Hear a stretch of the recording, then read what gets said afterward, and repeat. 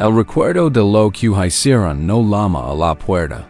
Simplemente entra, sin ser invitado, y se sienta contigo en la oscuridad, silencio, sedad, no hay aviso, ningún sonido en la puerta. En un momento, simplemente estás aquí, descansando en el silencio. De la hora tardía, while siguiente, los también. O mejor dicho, la sensación de ellos. El eco de sus palabras. La forma del espacio que dejaron atrás. Liga no como un pensamiento que puedes ignorar, sino como una presencia en tu mente.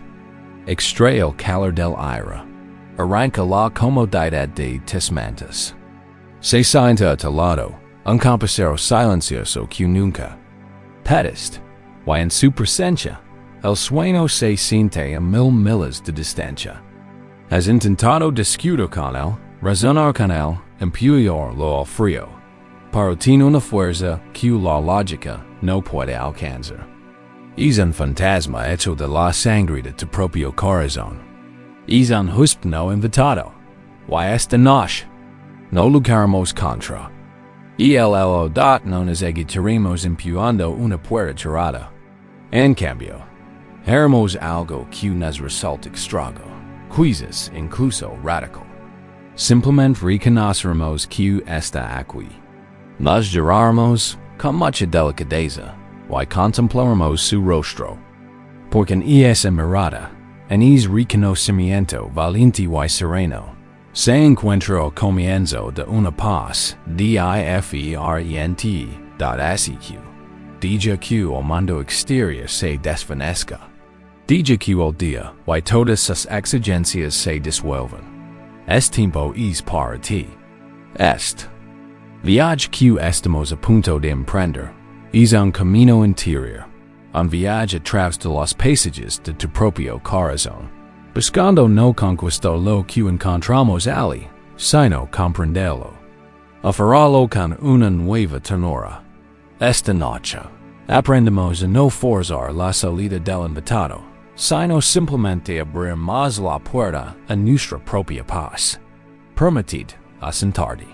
Deja que tu cuerpo sienta el apoyo de la superficie bajo tu cuerpo. No tienes nada que hacer, nada que arreglar. Solo necesitas escuchar. Comencemos con una historia. En una pequeña aldea azotada por el viento, enclavada entre un denso bosque y una montana silenciosa, vivía un anciano llamado Kenji. Kenji era posadero.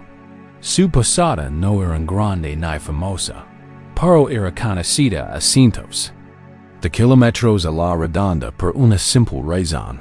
Era un lugar de profunda paz. Los viajeros llegaban cansados, con los hombros cargados por el polvo del camino y las cargas de la vida, y tras una noche en la posada de Kenji, se marchaban sintiendo más ligeros, como si hubieran dejado una pesada maleta que no sabían. El leva mandó la posada en sí era sencilla. Suelos de madera pulida que brillaban a la luz del fuego, bambos de papos que susurraban con la brisa, y en el centro de la sala principal, una chimenea siempre cálida. Kenji se movía con una gracia serena. Su presencia era tan tranquilizadora como el aroma del té recién hecho que parece impregnar el aire permanentemente. No hablaba mucho, pero cuando lo hacía, sus palabras eran como piedras lisas, desgastadas por el río de una larga vida. En otoño, un viento particularmente gélido azotó la montana. Alaba por el bosque, haciendo vibrar las contraventas de madera de la posada, y trayendo consigo el primer aroma a nieve. Los viajeros se acurrucaban junto a la chimenea, con los rostros pintados por la parpadeante luz naranja, compartiendo historias y se caliente. A medida que avanzaba la hora, se fueron quedando dormidos uno a sus habitaciones, hasta que solo quedó Kenji, asegurándose de que el fuego estuviera bien guardado por la noche. al deslizar la última mampra para cerrarla. Sintió un escalofrío repentino. Era un frío que no tenía nada que ver con el viento. Era un frío profundo y penetrante que parecía emanar del interior de la posada. Seguro la sensación por el pasillo principal, sin hacer ruido con sus suaves pasos. Se detuvo ante la puerta de su habitación más elegante, la que tenía una mampra pintada que representaba una garza serena en un lago brumoso. La puerta estaba entreabierta. Sabía, con una certeza que no requería pruebas, que no la había dejado abierta. También sabía que era el único que seguía despierto. Al abrir la mosquitera, la vio. En el centro de la habitación, una figura estaba sentada sobre la estera teída. No era una persona de carne y hueso. Era translúcida, reluciente como una bruma de calor en un día de invierno. Era gris y indistinta, una forma hecha de sombra y tristeza. No lo miró, pero pudo sentir su miseria irradiando hacia afuera, una aura palpable de frío que parecía oscurecer la luz de la luna que se filtraba por la ventana. Este era el invitado no invitado de Kenji. Cualquier otra persona podría haber gritado, querido o buscado un hechizo para ahuyentar al espíritu. Kenji había visto muchas cosas en su larga vida, y sabía que lo que resiste, persiste. Sabía que el miedo es incombustible, y que gritarlo una sombra solo hace que la oscuridad se sienta más podr osidad, así que no hizo ninguna de esas cosas. Simplemente se quedó en el hombro un largo instante, observando. Observa cómo la figura se encorvaba sobre sí misma, como si intentara contener su propia forma disuelta. Observa la profunda quietud de su desesperación. No estaba enojada. No era malvada. Simplemente estaba dolida. Tras un momento de observación silenciosa, Kenji inclinó levemente la cabeza, en señal de reconocimiento. Luego, se acercó en pequeño armario, y sacó una vela sencilla en un candelabro de arcilla. Encendió la mecha y la pequeña llama se encendió, una pequeña estrella de calor en el frío inminente. Entró lento y deliberadamente en la habitación, y colocó la vela sobre una mesa baja, no demasiado cerca de la figura, pero tampoco demasiado lejos. Lo suficientemente cerca como para que su luz rozara los bordes de la sombra. La figura no reaccionó. Permaneció encorvada, un monumento a un dolor olvidado. Kenji lo observa con dulzura y aceptación. No preguntó su nombre. No preguntó por qué estaba allí. No le exigió que se fuera. Simplemente habló, su voz no más fuerte que el susurro de las joyas afuera. Te veo, Dio. Dio. Este es un lugar de paz. Y eres bienvenido a su tranquilidad. Puedes cuidarte, pero no tendrás mi calor. Hizo una pausa y dejó que las palabras se asentaran en el aire frío.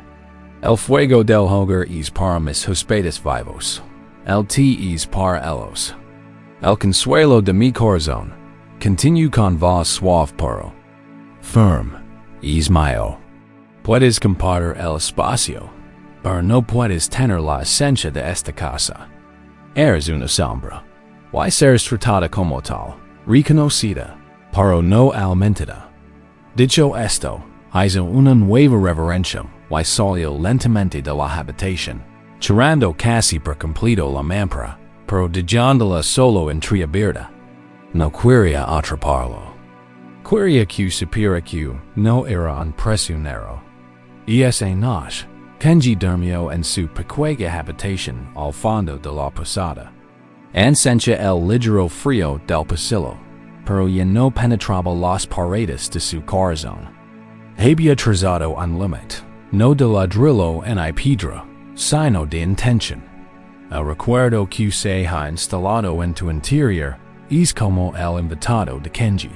Se agenta en la mejor habitación de tu mente, la que debería estar reservada para la paz, la creatividad, el amor. Y irradia escalofríos, tristeza. No necesita hablar para hacer. Es un peso, una prisión, un punto frío en tu alma.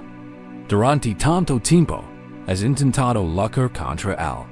Le has gritado, le has suplicado, has intentado matarlo de hambre, fingiendo que no estaba. Has intentado quemarlo con ira o ahogarlo con distracciones. Why, sin embargo, permaneces. Porque el fantasma está hecho de ti. Tu energía, tu concentración, tu ira. Todo esto es su alimento. Es el calor de ahogar que consume, dejando más frío y más cansado que antes. En las antiguas enseñanzas del Buda, la primera verdad, el fundamento sobre el que se construye. Toda otra sabiduría es la verdad de esta palabra suele traducirse como sufrimiento. Para su significado es mucho más sutil y profundo. No se refiere únicamente a dolor dramático o tragedia.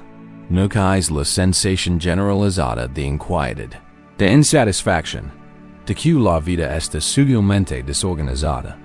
Es la fricción entre cómo son las cosas y cómo queremos que sean. Es el peso del husp no hay invita dio dot, la enseñanza no dice. Vidano de variación en sufrimiento. Dice, hey sufrimiento. Es un reconocimiento, no una queja. Es un diagnóstico, no un juicio. Es la sabiduría de un médico que dice, sí, el hueso está roto.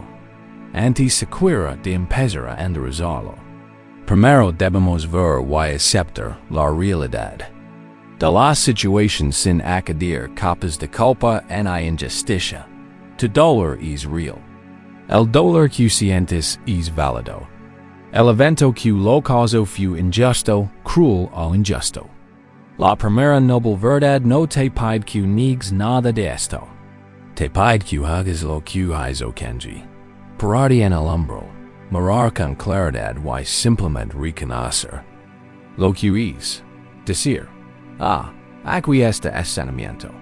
Aquí está es dolor. Lo veo. Es simple y valiente acto de observación sin juzgar. Es el primer paso más poderoso que puedes dar. Detin la guerra.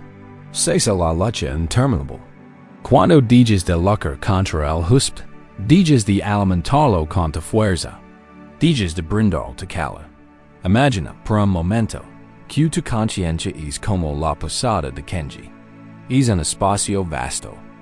Muy hermoso, con muchas habitaciones. Hey, una habitación para la alegría. Una habitación para el amor.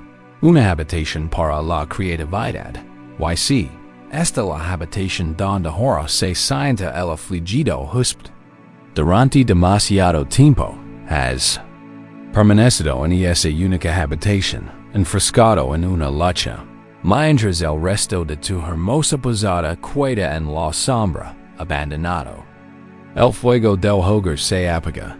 Esta noche, colocaremos una sola vela en esa habitación, una vela de conciencia. Y daremos con la calma suave e inquebrantable del viejo posadero. Puedes cuidarte, pero no tendrás toda la casa. No tendrás mi calor. Vamos a probarlo ahora de una forma muy sencilla y directa. Vuelve a tranquilizar tu cuerpo.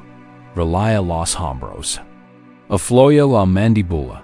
Deja que tus manos descansen, abiertas y relajadas.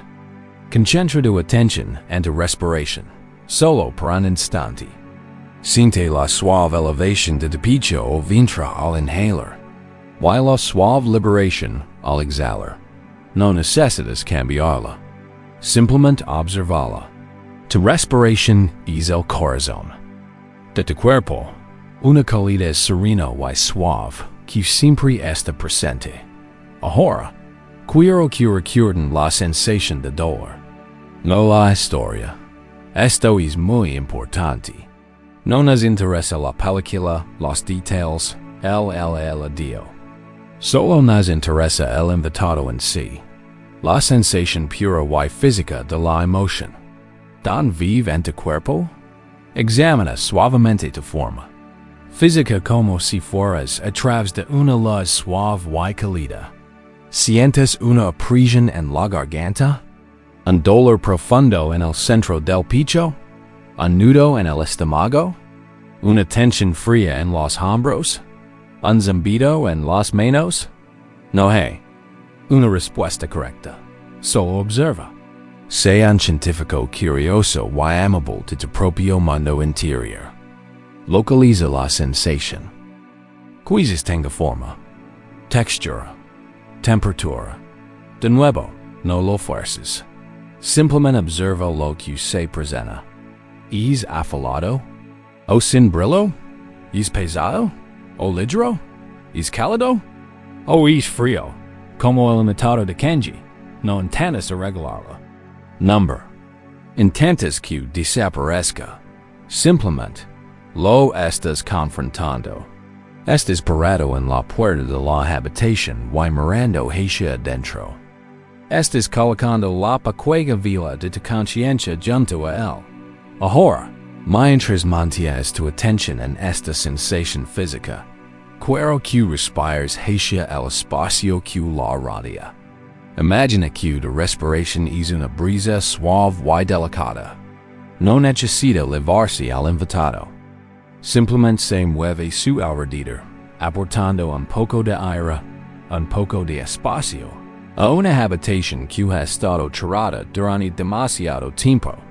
Inhala y siente el espacio alrededor de la sensación. Exhala y suaviza los bordes. Podrías notar el deseo de aliarte, de estremecerte, de salir corriendo de la habitación. Es natural. Simplemente observa también es deseo. Es parte de la experiencia. Observalo, reconocelo y luego, con mucha delicadeza, volve tu atención a la sensación. Estás haciendo algo increíblemente valiente ahora mismo. Estás cultivando el corazón del posadero sabio. Estás aprendiendo y estar como lo que es. Sin dejar que te consuma. Estás diciendo, con tu atención firme y inquebrantable, te veo. Estás aquí. Pero no eres todo lo que soy. Eres una sombra en una habitación, pero yo soy toda la casa. Con cada suave respiración, recuperas tu calor. Avivas el fuego de tu propio hogar. Puede que el huésped no se vaya esta noche. Puede que no se vaya mañana. Su partida no es nuestro objetivo. Nuestro objetivo es la libertad. Nuestro objetivo es poder caminar libremente por las demás habitaciones de nuestra posada. Sentir el calor del fuego central, aun sabiendo que la habitación fría sigue existiendo. El dolor se vuelve manageable cuando ya no es el gobernante secreto de toda la casa, sino simplemente un invitado silencioso en una sola habitación. Un invitado al que hemos aprendido a reconocer con un silencioso asentimiento antes de regresar a la luz. Este es el comienzo de la aceptación. No es una resignación, sino una paz suave y espaciosa. El dolor está ahí, sí, pero también la respiración. También la fuerza silenciosa en tu corazón. También la vasta y silenciosa conciencia que lo contiene tú. Eres mucho más grande que tu dolor. Y mientras descansamos aquí, en este silencioso reconocimiento, quizá notamos algo notable. El invitado no ha crecido ante nuestra mirada. De hecho, sin el aliciente de nuestra lucha, sin el calor de nuestra aire, quizá incluso parezca un poco más pequeño. Un poco más translucido. El frío quizá se sienta un poco menos punzante, porque la sombra, en última instancia, no puede sobrevivir en la suave y constante luz de la conciencia.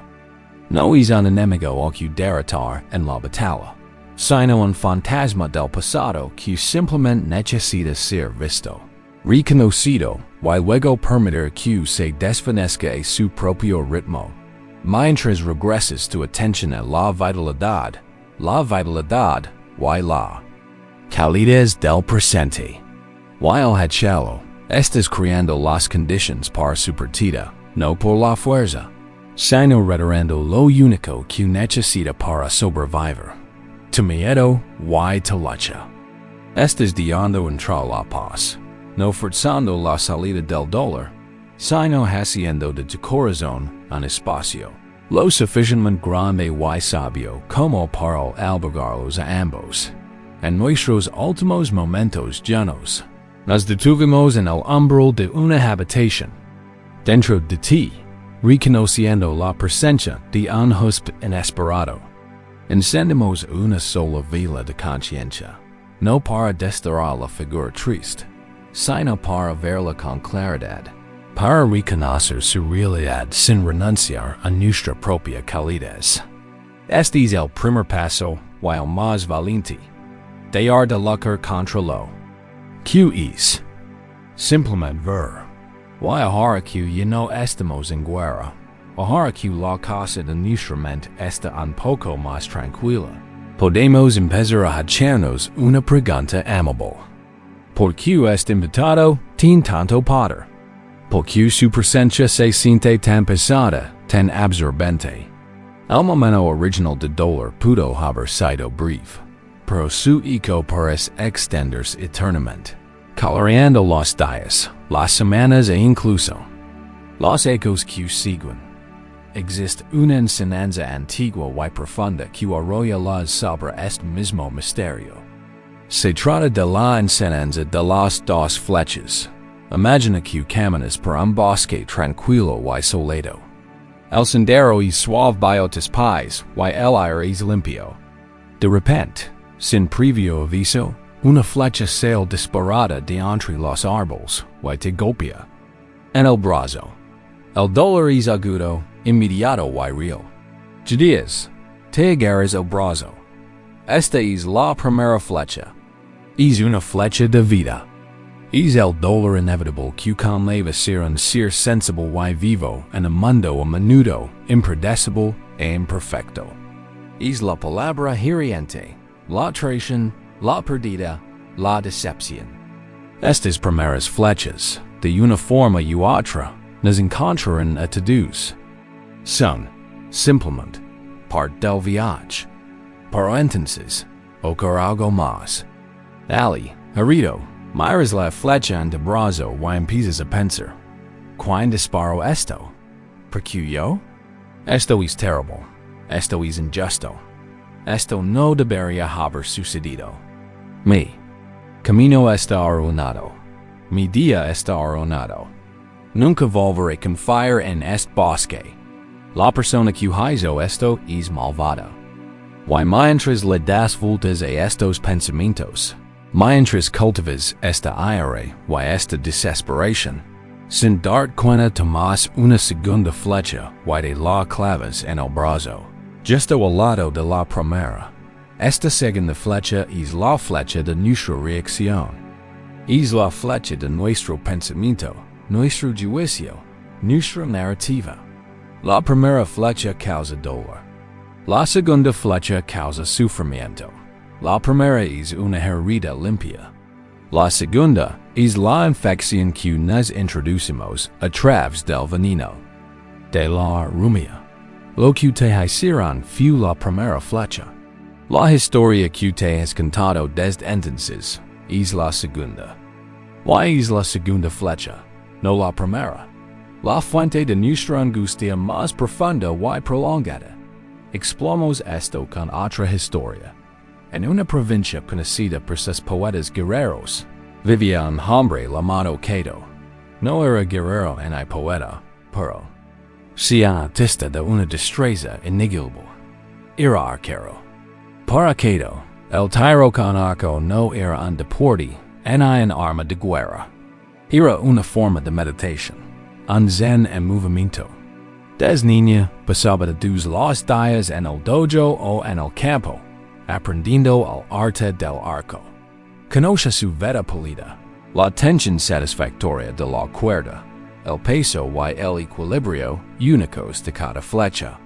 Sus movimientos eran una danza fluida, de inmensa concentración.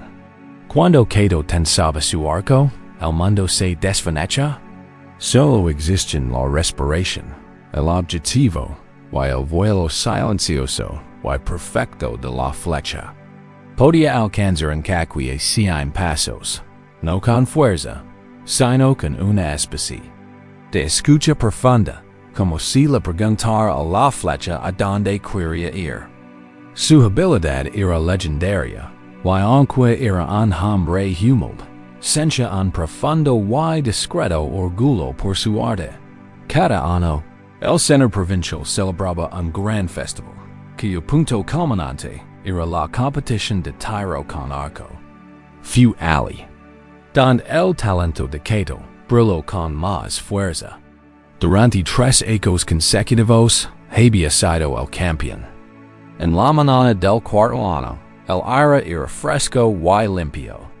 Una gran multitud se había reunido. Sus colores técnicas formaban un tapiz brillante alrededor del campo verde. Los objetivos estaban fiados a una distancia inimaginable. Cato sintió que la calma familiar lo invadía. Hizo una reverencia a los dioses, ocupó su lugar y comenzó su ritual. Asentó los pies, asentándose en la tierra. Respiró hondo y lentamente, sintiendo como lo lanaba desde el estómago hasta el pecho. Colocó una flecha en la cuerda, sus plumas rozando su mejilla como un susurro. Levantó el arco. Sus brazos eran una extensión perfecta de su voluntad. El mundo se redujo a un solo punto, el pequeño círculo negro del objetivo distante. Soltó.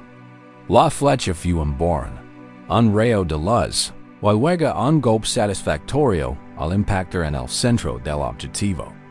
Un murmullo de asombro recorrió el titu don se preparó para su segundo disparo. El mismo ritual, la misma calma profunda.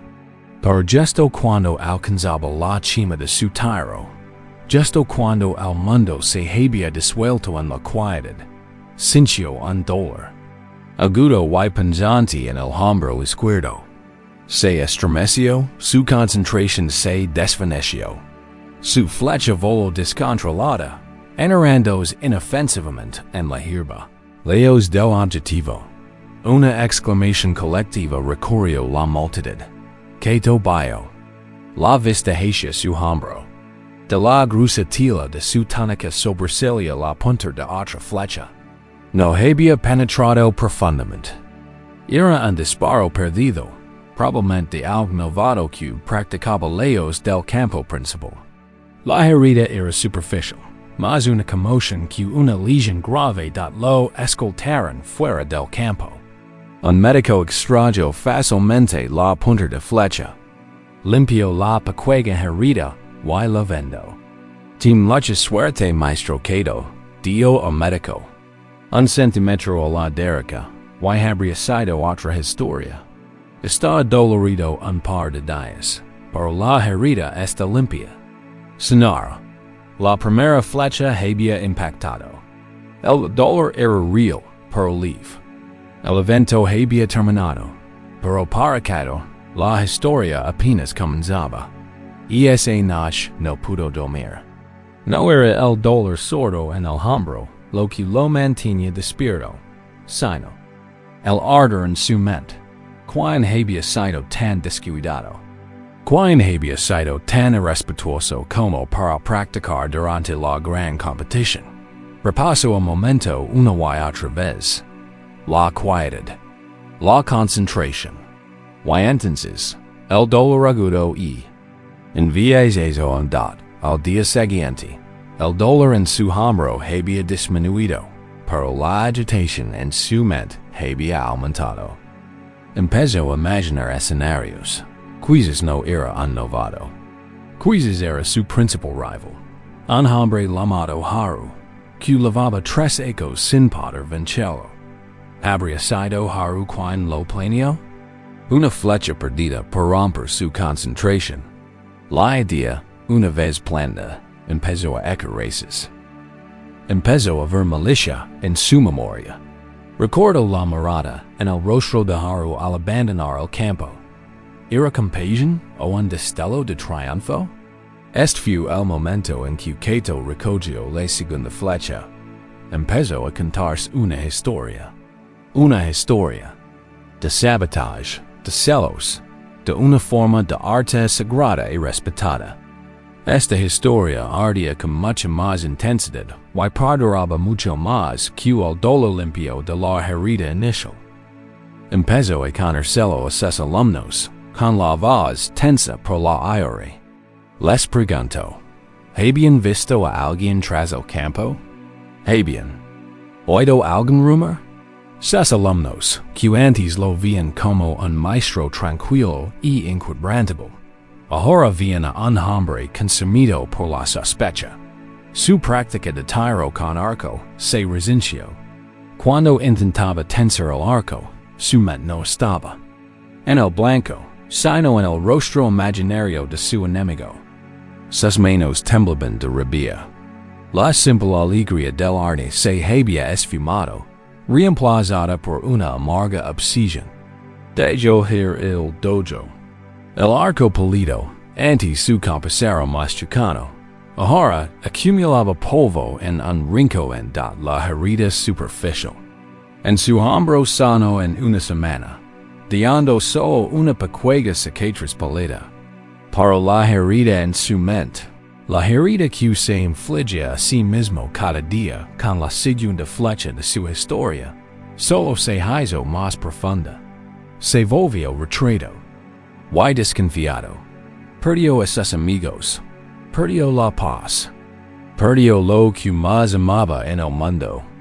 El hombre que había sido alcanzado por una pequeña punta de flecha, ahora moría por mil heridas auto y en fel y das dones. Es el poder de la segunda flecha. Esta es la naturaleza de lo que las antiguas enseñanzas llamaban paparques, una palabra difícil de traducir, pero significa algo así como complicación, proliferación, o la tendencia de la mente a expandirse. Es el hábito de la mente de tomar una simple sensación, un sentimiento, una imagen, un sonido, y sepultarlo bajo una avalancha de pensamientos, historias, juicios y asociación. Esta la sensación física del dolor evidente es una señal neutral. Es solo una sensación. No tiene una historia inherente. El pensamiento me duele el hombro. Es una simple observación. Para papanques lo que pasa después. Es la maquina de contar historias en nuestras cabezas, la que inmediatamente interviene y dice, me duele el hombro, porque el guión me disparó. Lo hicieron. A propósito, ruinaron mi oportunidad de victoria. Es una terrible injusticia. Mi vida ahora está definida por este momento de victimización. Soy yo quien fui agraviado. ¿Sientes la diferencia? ¿Sientes la transición de un hecho simple y claro a una narrativa compleja, profunda y emotiva? Es el espacio entre la primera y la segunda flecha.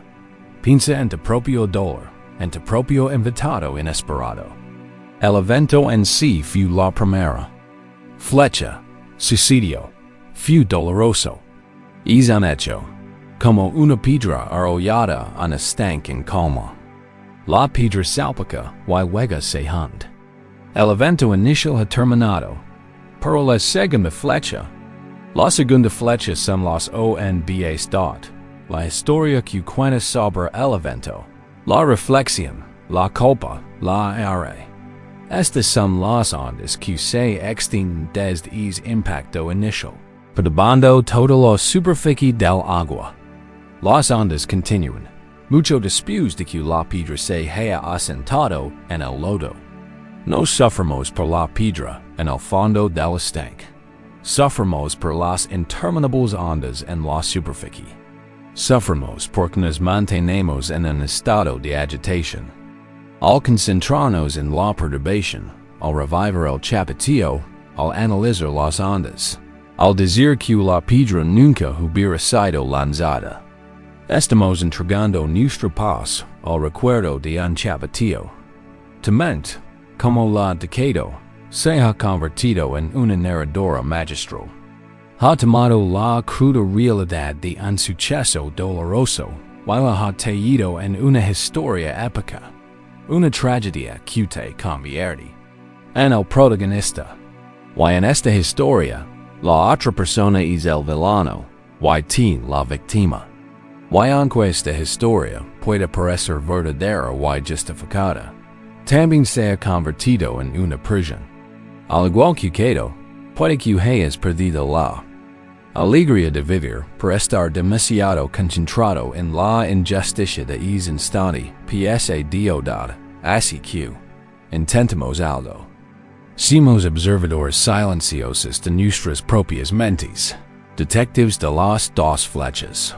Regresa a esa posición cómoda y relajante. Deja que tu cuerpo se sienta pasado, sostenido y seguro. Regresa al suave ritmo de tu respiración. Es ancla. Tranquila en el presente. Ahora, trae a mente la sensación de dolor como hicimos antes. La sensación física del invitado en la habitación. Localizala en tu cuerpo. La prisión, el dolor, el vacío. Esta sensación pura. Esta es la primera flecha. Es la piedra. Simplemente permanece con ella por un momento. Reconoce su presencia con serenidad y valencia. Es real. Es parte de tu experiencia. Ahora, con esa misma suave conciencia, quiero que escuches, no con los oídos, sino con la mente. Escucha la historia que empieza a sonar de inmediato. Escucha la segunda flecha. Quizás oigas una voz que dice, nunca debería haber dicho eso. Eso es una onda expansiva. Quizás ves la imagen de su rostro, contraído por la ira o la indiferencia. Eso es una onda expansiva. Quizás sientes una oleada de ira intensa, un deseo de venganza o de disculpa. Eso es una onda expansiva. Quizás oigas las palabras. Nunca superaré esto. O nunca podré volver a confiar en nadie. Estas ondas expansivas son muy poderosas. Tratar ahora mismo no es detener las ondas. Es imposible. Intentarlo es solo otra forma de lucha. Tratar es simplemente verlas como lo que son. Etiquetarlas con delicadeza en tu mente. Cuando surge un pensamiento de culpa, simplemente observalo. Esto es una onda. Esta es la historia. Cuando surge un sentimiento de ira, observalo. Esto es otra onda. Esta es la segunda flecha. El objetivo es crear un pequeño espacio. Una pequeña separación entre ti, el agua tranquila y profunda de la conciencia, y la perturbación en la superficie. Tú no eres las ondas. Eres el estanque las contiene. Intentemos una indagación sutil. Mientras retienes la sensación de dolor, haste esta pregunta, sin presionarte por encontrar una respuesta definitiva. Simplemente deja que la pregunta flote en tu mente. ¿Qué parte de esto es la herida original? ¿Y qué parte es la historia que continúo contando? ¿Qué parte de esto es la piedra? ¿Y qué parte es la onda?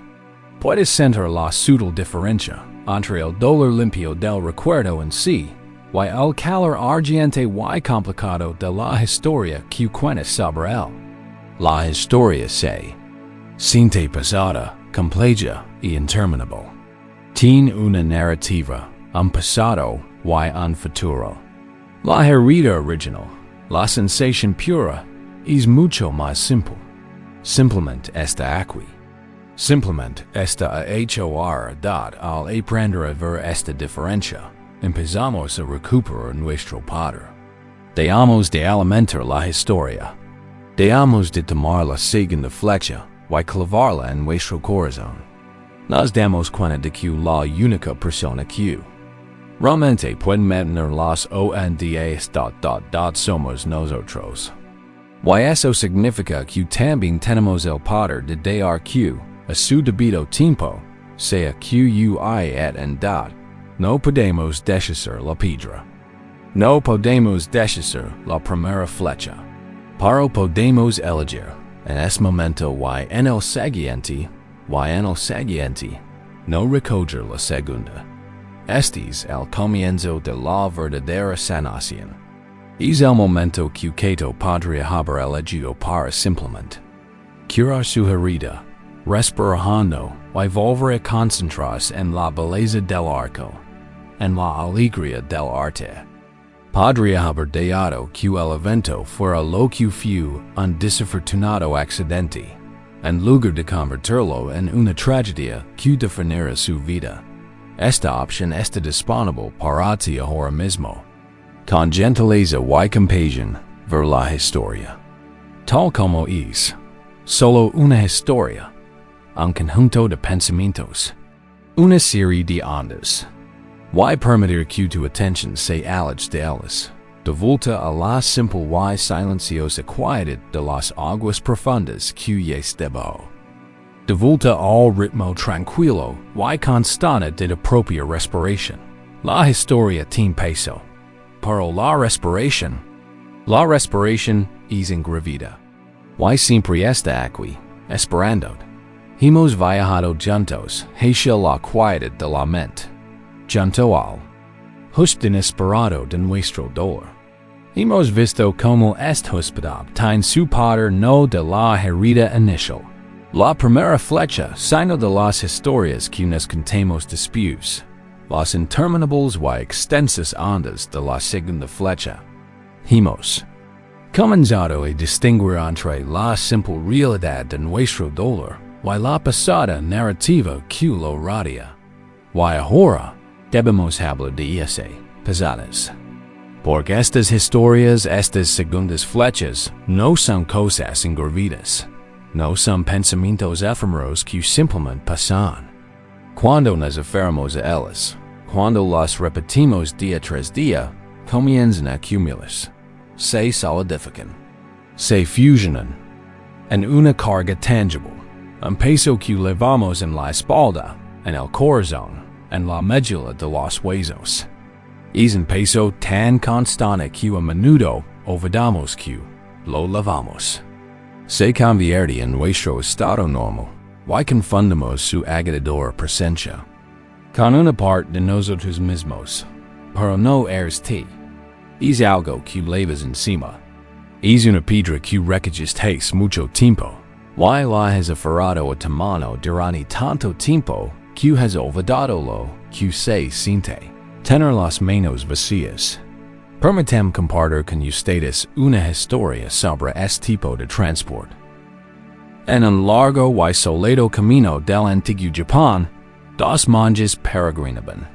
Uno era un monje mayor llamado Jikai, un hombre cuyo rostro era un mapa de serenas arrugas, y cuyos movimientos eran lentos y pausados, como si estuviera en constante diálogo con el mundo que lo rodeaba. El monje más joven, Kenjiro, era sincero y firme, su devoción tan intensa y brillante como el sol del mediodía. Reverenciaba las enseñanzas y seguía las reglas monásticas con una rigidez precisa y gran habilidad. Su viaje fue largo y arduo. Durante semanas, caminaron en meditación silenciosa, con sus sensuales técnicas marrones cubiertas por el fino polvo del camino. Comían lo que les ofrecían y dormían donde podían encontrar refugio. La mente de Kenjiro estaba a menudo ocupada, recitando escrituras, repasando los preceptos, esforzándose por ser un monje perfecto. La mente de Jikai estaba simplemente Aquí? Sincio el calor del sol en su cuero cabeludo. Percibió la intrincada danza de una libélula, y saboreó el grano de aras en su cuenco, como si fuera el festín más exquisito. Una tarde, un río ancho y caudaloso les bloqueó el paso. Las lluvias? Primaveros habían sido intensas en las montañas, y el río, normalmente un arroyo manso, se había convertido en un torrente marino y agitado. No había punto. En la orilla, pasando de un lado a otro con gran angustia, se encontraba una joven vestida con finas túnicas de seda, ahora salpicadas de barro. Era evidente que era una noble y sus sirvientes, incapaces de cruzar la peligrosa corriente, permanecen indefensos al otro lado. Tenía que cruzar la raba, pues su padre estaba gravemente enfermo en el pueblo vecino. Tangiero retrocedió. Su rostro era una máscara de piadosa quietud. Sus votos eran explícitos. Un monje no debía tocar a una mujer. Era una regla simple, un límite claro para protegerse de la tentación y el enredo. Observa la angustia de la mujer con una compasión distante y distante. Era su karma, su problema. Era un monje, y su deber cumplir con sus votos. Sin embargo, simplemente observa a la mujer por un instante. No vio a una mujer. No vio una tentación. Vio a un ser humano en apuros. Vio el agua agitada. Vio la necesidad. Su compasión era tan simple y directa como una flor que gira hacia el sol. Camino hacia el y, con un suave asentimiento, se agachó y la indicó. Que se subiera a su lomo. La mujer, aturdida pero desesperada, lo hizo. Gicai, con la mujer aferrada a él, se adentró en la poderosa corriente. El agua se arremolinaba alrededor de su cintura, fría y fuerte. Kanjiro observaba desde la orilla, con el corazón latiendo con fuerza, entre conmoción y desaprobación. Observa a su maestro, su guía espiritual, romper flagramente uno de sus votos más sagrados. Los pasos de Gicai eran lentos pero seguros sobre las piedras resbaladizas e invisibles. Luchó contra la corriente, no con fuerza bruta, sino cediendo don debía y manteniéndose firme don podía. Tras unos largos y tensos instantes, llegó a la otra orilla y vio con cuidado a la mujer. Ella le hizo una reverencia una y otra vez, con lágrimas de gratitud en los ojos, antes de marcharse apresuradamente con sus sirvientes. Gicai simplemente le devolvió la reverencia, se dio la vuelta y, con el mismo paso pasado, vio el río de vuelta hasta don Kenjiro lo esperaba que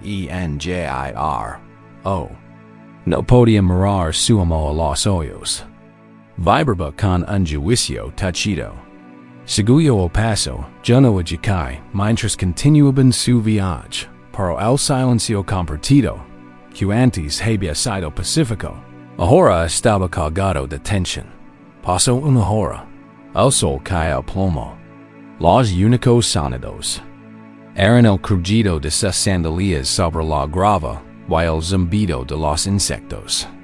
La mente Kenjiro era un río embravecido, mucho más turbulento que el que acababan de cruzar. Repasó la escena una y otra vez. Las sedas de la mujer. La forma en que se había aferrado a su amo. La flagrante violación de la regla. ¿Cómo pudo Gicai, un hombre de tanta sabiduría, hacer semejante cosa? ¿Qué decía eso de su pureza? ¿Qué decía eso de toda su peregrinación? Sintió una oleada de vergüenza y ira. Pasó otra hora. Kenjiro componía discursos mentalmente. Preparaba sus argumentos, su justa indignación. Estaba tan absorto en el drama de su mente, que no notó el halcón que volaba en círculos en el cielo azul. Ni sintió la suave brisa que había empezado. a refrescar su piel calorada. Caminaba físicamente por el sendero, pero todo su ser estaba atascado en la orilla del río, atrapado en un círculo vicioso de guicio.gk. Mientras tanto, caminaba con paso ligero, sonriendo de vez en cuando. A una flor silvestre, o deteniéndose a escuchar la campana de un templo leano. Era libre.finalmente. Al acercarse a una vieja puerta de piedra que marcaba la entrada a la siguiente provincia, Kenjiro no pudo soportarlo más. Se detuvo, se giró hacia su amo y estalo, con la voz temblorosa por la emoción contenida. Maestro, ¿qué? ¿Cómo puedes? Nuestros votos dicen claramente que no debemos tocar a una mujer. Es una profanación. La cargaste en brasas. ¿Cómo puedes romper un precepto tan sagrado? GK se detuvo y se giró para encarar a su alumno. Su mirada no estaba la defensiva, ni enojada.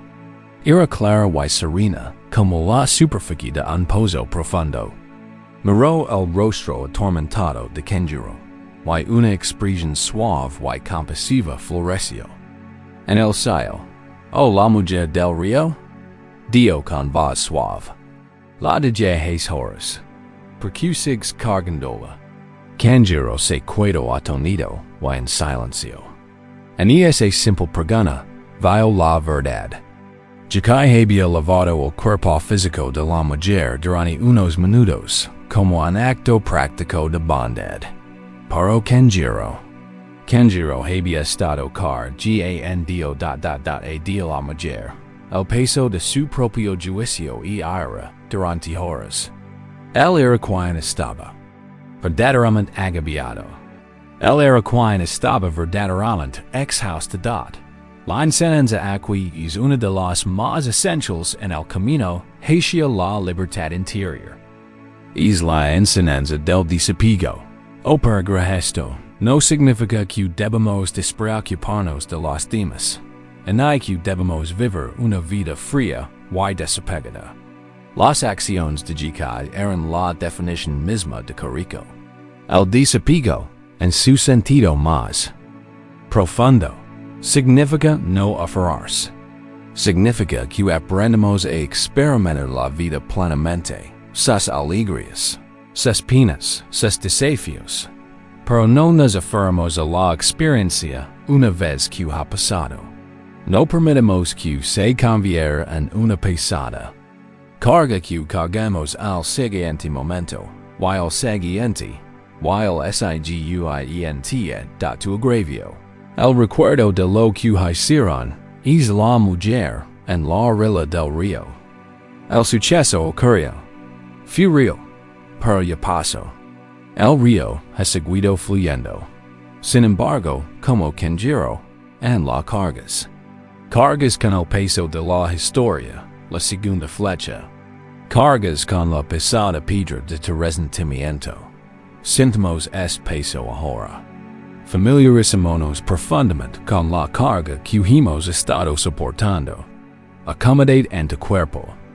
Deja que una sensación de tranquilidad comience a inundar tus extremidades. Inhala lentamente. Y exhala profund. Mientras te invito ahora a usar tu imaginación.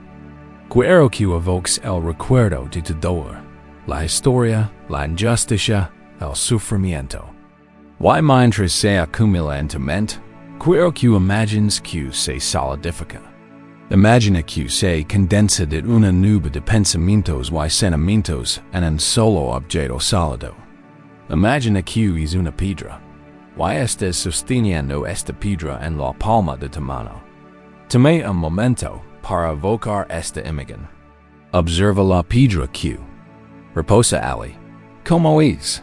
¿Cuál es su tamaño? Es una pedrita pequeña y afilada que se clava en la piel. O es una roca grande y pesada que requieres toda la mano para sujetarla. ¿De qué color es? Es un negro oscuro y volcánico, nacido de la aire. Es un gris apagado y sin vida. fumado por la tristeza, o tal vez tiene vetas rojas de aire que lo recorren. Ahora, siente su textura, recorre su superficie con la mente. Es lisa y desgastada por ecos de hueso, o es espera y dentada, con bordes afilados que amenazan con cortarte. Gritas en su superficie que delatan la fractura de tu corazón. Ahora siente su temperatura. ¿Está caliente al tacto, ardiendo por el calor del enfrentamiento inicial? ¿O es anormalmente frío? Un trozo de hielo que te roba el calor de la piel y te entumes los dedos? Y lo más importante, siente su peso. Diga que tu mente experimente las sorprendente y pura pesadas de esta piedra. Siente su densa realidad presionando tu palma. Siente como tira de tu brazo hacia abajo. Ahora que la tienes en la mano. Quiero que cierres el puño. Aprieta la mano alrededor de esta piedra. Sujetala con fuerza, como para asegurarte de no olvidar jamás su realidad. Ahora veremos el costo de llevarlo hacia abajo. Concentra toda tu atención en las sensaciones de tu mano. Siente la tensión en tus dedos al esforzarse por mantener el lugar. Siente los bordes afilados de la piedra clavándose en tu piel. Nota la presión, la incomodidad. Ahora, sigue esa tensión a medida que se irradia hacia afuera. Siente como la tensión en tu puño no se queda en tu mano. Siente como sube tu muñeca. Siente los músculos de tu antebrazo, como están tensos y firmes. Sigue esa tensión a medida que sube hasta tu hombro. Tu hombro, que quiere estar suave y relajado, ahora está elevado y rígido. Un sólido nudo de esfuerzo. Observa eso. Siéntelo. Sigue la tensión a medida que sube tu cuello y mandíbula. ¿Tienes la mandíbula tensa? ¿Tienes los dientes apretados? Este es el precio de aguantar. Esta es la energía que requiere y dar es un esfuerzo constante y agotador. Un estado de lucha libre y persistente que llevas contigo a cada habitación que entras, a cada conversación que tienes, a la tranquilidad de tu propia cama por la noche. Creemos que nuestra aire hira a la otra persona, pero somos nosotros quienes bebemos el veneno. Creemos que nuestro agravio es un escudo, pero es una jaula. Somos nosotros quienes tenemos las manos ocupadas, incapaces de abrir, incapaces de recibir, incapaces de dar. No necesitas hacer nada con esta piedra ahora mismo. No necesitas tirarla. El primer paso es simplemente sentir, quizás por primera vez, el verdadero costo de cargarla. Ser tan consciente de la tensión, el dolor, el agotamiento de aferrarse, que el acto en sí mismo comienza a parecer extraño. Porque hago esto. ¿A quién ayudo apretando el puño tan fuerte? Simplemente cuide con la sensación. El puño cerrado, la piedra pesada. La tensión que irradia. Esta es la sensación de ser canjero, horas después del río, con la mente hecha un nudo, el cuerpo rígido por el juicio. Este es el peso de la Segunda Flecha. Requiere tanta energía. Gran parte de tu preciosa fuerza vital se invierte en el simple y constante acto de no soltar. ¿Qué más podrías hacer con esa energía? ¿Qué belleza podrías percibir? ¿Qué bondad podrías ofrecer? ¿Qué paz podrías sentir si no estuvieras ocupada con esta tarea? Por ahora, solo observa. Eso es todo. Simplemente estamos trayendo conciencia de la carga. Reconocemos el profundo cansancio que conlleva cargar con lo que ya no te pertenece. Como Jikai mirando a su estudiante con infinita compasión, nos miramos a nosotros mismos, a esta parte de nosotros tensa y cansada, y finalmente comprendemos la causa de nuestro agotamiento. Los dije junto al río hace mucho tiempo. porque sigo cargándolos. Descansa en esa pregala. Deja que resuene en la quietud de tu corazón. La piedra pesa. El puño está cansado. Y la posibilidad de una mano abierta. Una sensación de ligereza que quizá has olvidado hace tiempo. Te espera pacientemente. Hemos estado sentados un rato con el inmenso peso de la piedra en la mano. Hemos sentido la tensión en el puño. La tensión en el brazo. El agotamiento que irradia por todo nuestro ser ante el simple y constante acto de aferrarnos. Reconocer finalmente esta carga es un profundo alivio. Es el comienzo de comprender que es cansancio no es lo que somos. Es el resultado de lo que hacemos. Pero hay otra capa en este dolor, una que puede resultar en más íntima y devastadora que el peso del resentimiento. Es la sensación de sentirse dañado. Es el miedo silencioso y persistente de que el evento, la primera flecha, no solo nos heriera, sino que rompiera algo en nuestro interior. Nos miramos y no vimos a una persona completa. Vimos una fina fractura que atraviesa nuestra capacidad de confiar, nuestra sensación de seguridad, nuestra creencia en nuestro propio valor. Nos sentimos como un recipiente que una vez fue perfecto, pero que ahora se ha agrietado irremediablemente. Y gastamos gran parte de nuestra energía intentando ocultar esta grieta. A los demás e incluso a nosotros mismos, temiendo que si alguien la viera, nos consideraría indignos, frágiles. Arotiosidad es sentimiento es uno de los dolores más profundos que podemos experimentar. Es una forma de vergüenza. Y se basa en una profunda incomprensión de lo que significa ser verdaderamente bella y verdaderamente fuerte. Encontramos nuestro camino hacia ascenamiento a través de una historia, en un pueblo famoso por su luminosa cerámica de Celadón. Vivía una anciana llamada Hina. Era una maestra alfarera, considerada por muchos un tesoro viviente.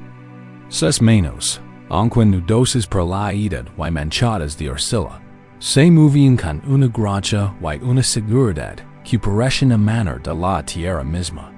Durante 70 años se había sentado al torno, y el propósito de su vida era la búsqueda de un único ideal, la perfección. Sus tazas, cuencos y jarrones eran famosos no por sus deseos recargados, sino por su impecable simplicidad. La curva de un cuenco era tan perfecta como el arco de la luna. El vidriado de una taza era tan suave y profundo como un lago de montaña al amanecer. Pasear una pieza de Hina era pasear una pequeña pieza de belleza silenciosa y perfecta. Emperadores y grandes generales enviaban emisarios a su humilde, taller en busca de creación es dada ligar a los últimos ecos de su vida.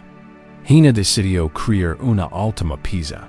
Sería su obra maestra, la culminación de 7 décadas de habilidad y devoción. Elaboraría una taza de té para la mismísima emperatriz. No sería verde celadón, sino de un blanco puro y luminoso, un color sin errores ni defectos oculos.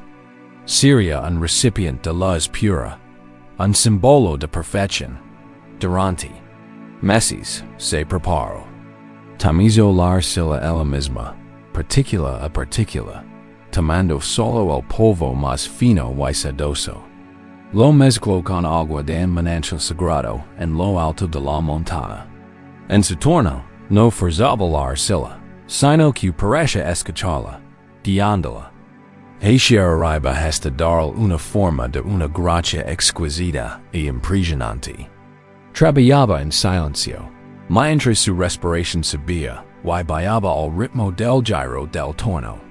Una vez formada la taza, la dejó secar durante un ciclo lunar completo, protegida de cualquier corriente de aire repentina o cambio de temperatura. Formulo. El vidriado con minerales molidos a mano, criando en blanco temporal que parece contener la luz del sol. Finalmente, llegó el día de coser la taza. Este era el momento de mayor riesgo, donde el más mínimo error de cálculo podía arruinar un año de trabajo. Incendió el fuego en su antiguo horno, alimentándolo con leña con el cuidado de una madre que cuida a su hijo. Y su intuición guiaba la temperatura con una precisión que ningún instrumento podía igualar. Tras 3 días de cocción y 2 de enfriamiento, abrió el horno. El aire relucía de calor. Y allí, en el centro, estaba la copa. Era más que perfecta. Brillaba con una luz interior, una obra maestra serena y silenciosa. Era la perfección hecha realidad. Hina sintió una alegría serena y profunda. La obra de su vida estaba completa. Envolvió cuidadosamente la copa en capas de la más suave seda, y la colocó en una caja de madera especialmente construida, acolchada con cascara de aras. Se la confió al mensajero, un joven conocido por su pulso firme, para el largo viaje al Palacio Imperial en la capital. El viaje fue largo, atravesando montañas y ríos.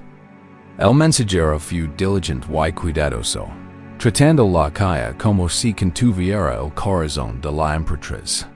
Para el último día del viaje, al tomar su carro una curva tirada, un perro callejero se interpuso en el camino. El mensajero giró bruscamente. Para esquivarlo, el carro se sacudió, solo por un instante. La calle se movió. En su interior, amortiguada por la seda, la taza de té recibió un único y brusco golpe, cuando la copa fue presentada al chambelán de la emperatriz en palacio. Fue desenvuelta con sumo cuidado. Era, sin duda, una obra de una belleza maravillosa. Para alzar la luz de la ventana, el chambelán la vio. Una diminuta y tenue línea que bajaba del borde. Una grieta diminuta. No estaba rota. Conservaba su forma. Pero ya no estaba perfecta. Con gran pesar, el chambelán empacó la taza una vez más y se la envió de regreso a Hina con una nota de disculpa, explicando que la emperatriz solo podía aceptar una pizza que fuera perfecta. Cuando el mensajero regresó a la aldea de Hina, ella abrió la calle, se le rompió el corazón. Vio la grieta de inmediato. Era una herida en el alma de la copa. Todo su trabajo, toda su devoción, todos sus sueños de crear algo perfecto, se habían convertido en polvo. La copa era un fracaso. Estaba arruinada. Su obra maestra tenía defectos. Durante días, lo guardó en un estante en el rincón más oscuro de su taller, sin poder mirarlo. Una acusación constante y silenciosa de su fracaso. Pensó en golpearlo con un martillo, echarlo pedazos y enterrar los fragmentos en el bosque, para que nadie viera jamás su vergüenza. La historia de su vida perfecta había terminado en una grieta. Una noche sin poder dormir, entró en su taller. La luna llena estaba alta en el cielo, y un rayo de luz pura y plateada entraba por la ventana, cayendo directamente sobre la taza desenrada. Hina se sentó frente a ella, y a la luz de la luna, algo cambió en su visión. La luz reflejó el borde casi invisible de la grieta, y en lugar de ver una fea imperfección, vio una línea delicada y intrincada, como un río visto desde una gran altura. Edad se dio cuenta de que la grieta no era la ausencia de perfección. Era la evidencia de un viaje. Esta copa había viajado. Había sobrevivido a un impacto. La grieta ahora formaba parte de su historia, parte de su pasado. Destruirla sería negar su vida. Una nueva idea empezó a gestarse en su mente, una idea. Nacida no de la búsqueda de la perfección, sino de la aceptación de la imperfección. Era una idea radical, arraigada en una sabiduría ancestral y serena. A la mañana siguiente, no golpeó la copa con un martillo. En su lugar, secó una pequeña y preciosa bolsita de polvo de oro puro. Con sumo cuidado, mezcló el oro con una laca especial, creando una pasta espesa y brillante. Luego, con un pincel hecho con un solo cabello humano, comenzó a trazar la línea de la guiarte. No se trataba de una reparación al sentido común. No intentaba ocultar la grieta. La iluminaba, la honraba. Su mano era firme, su respiración serena. Cada pequeño movimiento del pincel era un gesto de amor por la belleza única y herida de la taza. Al terminar, lo que había sido una lieve y vergonzosa imperfección era ahora un brillante y reluciente río de oro que fluía por el borde de la luminosa taza blanca. Ya no era un objeto roto. Era algo completamente distinto. Era más hermoso que en su perfección original y estéril. Ahora tenía historia, tenía carácter, tenía alma. Ella devolvió la copa a la emperatriz con una nota simple. El viaje. Ahora es parte de la belleza. Cuando la emperatriz, mujer de gran sabiduría y corazón, vio la copa, se quedó sin aliento. Vio de inmediato lo que Hina había hecho. Vio que la línea de oro no era una reparación, sino una celebración. Era un testimonio de que algo podía donarse, y sin embargo, volverse más valioso, más preciado, más hermoso que nunca. La declaró el mayor tesoro de su colección. Pues enseñaba una lección que la perfección jamás podría. Que la verdadera belleza de la vida no reside en evitar las grietas, sino en la gracia y la valencia con que las tenemos. Esta filosofía se conoce como kintsugi, o reparación dorada. Y es quizás la metáfora más profunda para sanar un corazón herido. Querido oyente, eres y esa causa de ti. Viniste a este mundo como un recipiente de puro potencial. Pero, en el camino de tu vida, hubo una sacudida. Hubo una conmoción. Why te cuides con una grieta? Why durante tanto tiempo has visto esa grieta como una fuente de vergüenza? Te has sentido inferior, roto, con un valor disminuido. Lo has estado ocultando en el rincón oscuro de tu propio taller, creyendo un fracaso. Pero la sabiduría de kintsuginos enseña un camino diferente. Nos enseña que tu herida, tu grieta, no es el final de tu historia. Es el comienzo de un nuevo capítulo. Es una oportunidad para alinear ese espacio, no con vergüenza en negación, sino con oro. ¿Qué es el oro? El oro es la sabiduría que has adquirido de tu dolor. El oro es la compasión que ahora puedes sentir por quien sufren. El oro es la fuerza que descubriste en ti mismo y que nunca supiste que tenías. El oro es tu resiliencia. El oro es la historia única que solo te puedes contar. Intentar volver a ser la copa perfecta y intacta es negar el valor de tu propio camino dad, así que practicamos esta reparación dorada. Aquí y ahora. Relaya tu cuerpo en un estado de profundo descanso. Siente la suave fuerza de la gravedad, un ancla tranquila y reconfortante. Dirige tu atención hacia tu interior, hacia el paisaje de tu propio ser. Te invito a recordar ese lugar dentro de ti que se siente agrietado. Quizás si de corazón.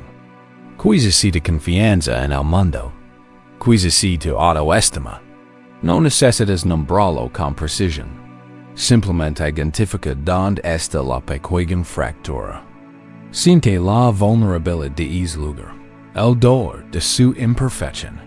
por un momento, simplemente reconocerlo sin juzgarlo.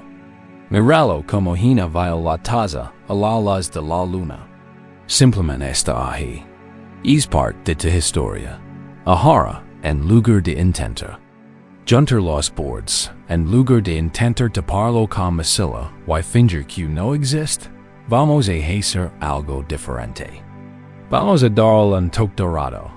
Imagina una luz suave, cálida y líquida, del color del oro puro y fundido. Es una luz de infinita compasión y aceptación incondicional. Es la luz de la sabiduría más profunda. Inhala suavemente y, al exhalar, imagina que viertes esta hermosa luz dorada directamente en la grieta. Observa cómo fly por cada pequeña fisura, cada rincón de tu herida. No borra la grieta. La ilumina desde dentro. Siente las suave calidez de esta luz dorada. No es una luz intensa ni deslumbrante. Es suave, reconfortante y profundamente sanadora. Con cada respiración, vierte más de esta amorosa aceptación en las zonas donadas. Observa cómo las líneas de tu dolor, que una vez te avergonzaron, comienzan a brillar. No son cicatrices de fealdad, sino ríos de luz. Se transforman, ante tus ojos, en un patrón de belleza única y profunda. Este es de que, este es de reparación dorada no estés roto. Te estás volviendo más hermoso, más complejo y más resilient. La parte de ti que creas tu mayor debilidad se está convirtiendo en la fuente de tu mayor fortaleza y belleza más profunda. Estás honrando tu camino. Estás reclamando la sabiduría que tu dolor te ha enseñado. Descansa en esta. Imagen, una hermosa y luminosa vasija sacada por ríos de oro puro. Cada línea cuenta una historia de supervivencia. Cada línea brilla cada courage que te llevó sanar.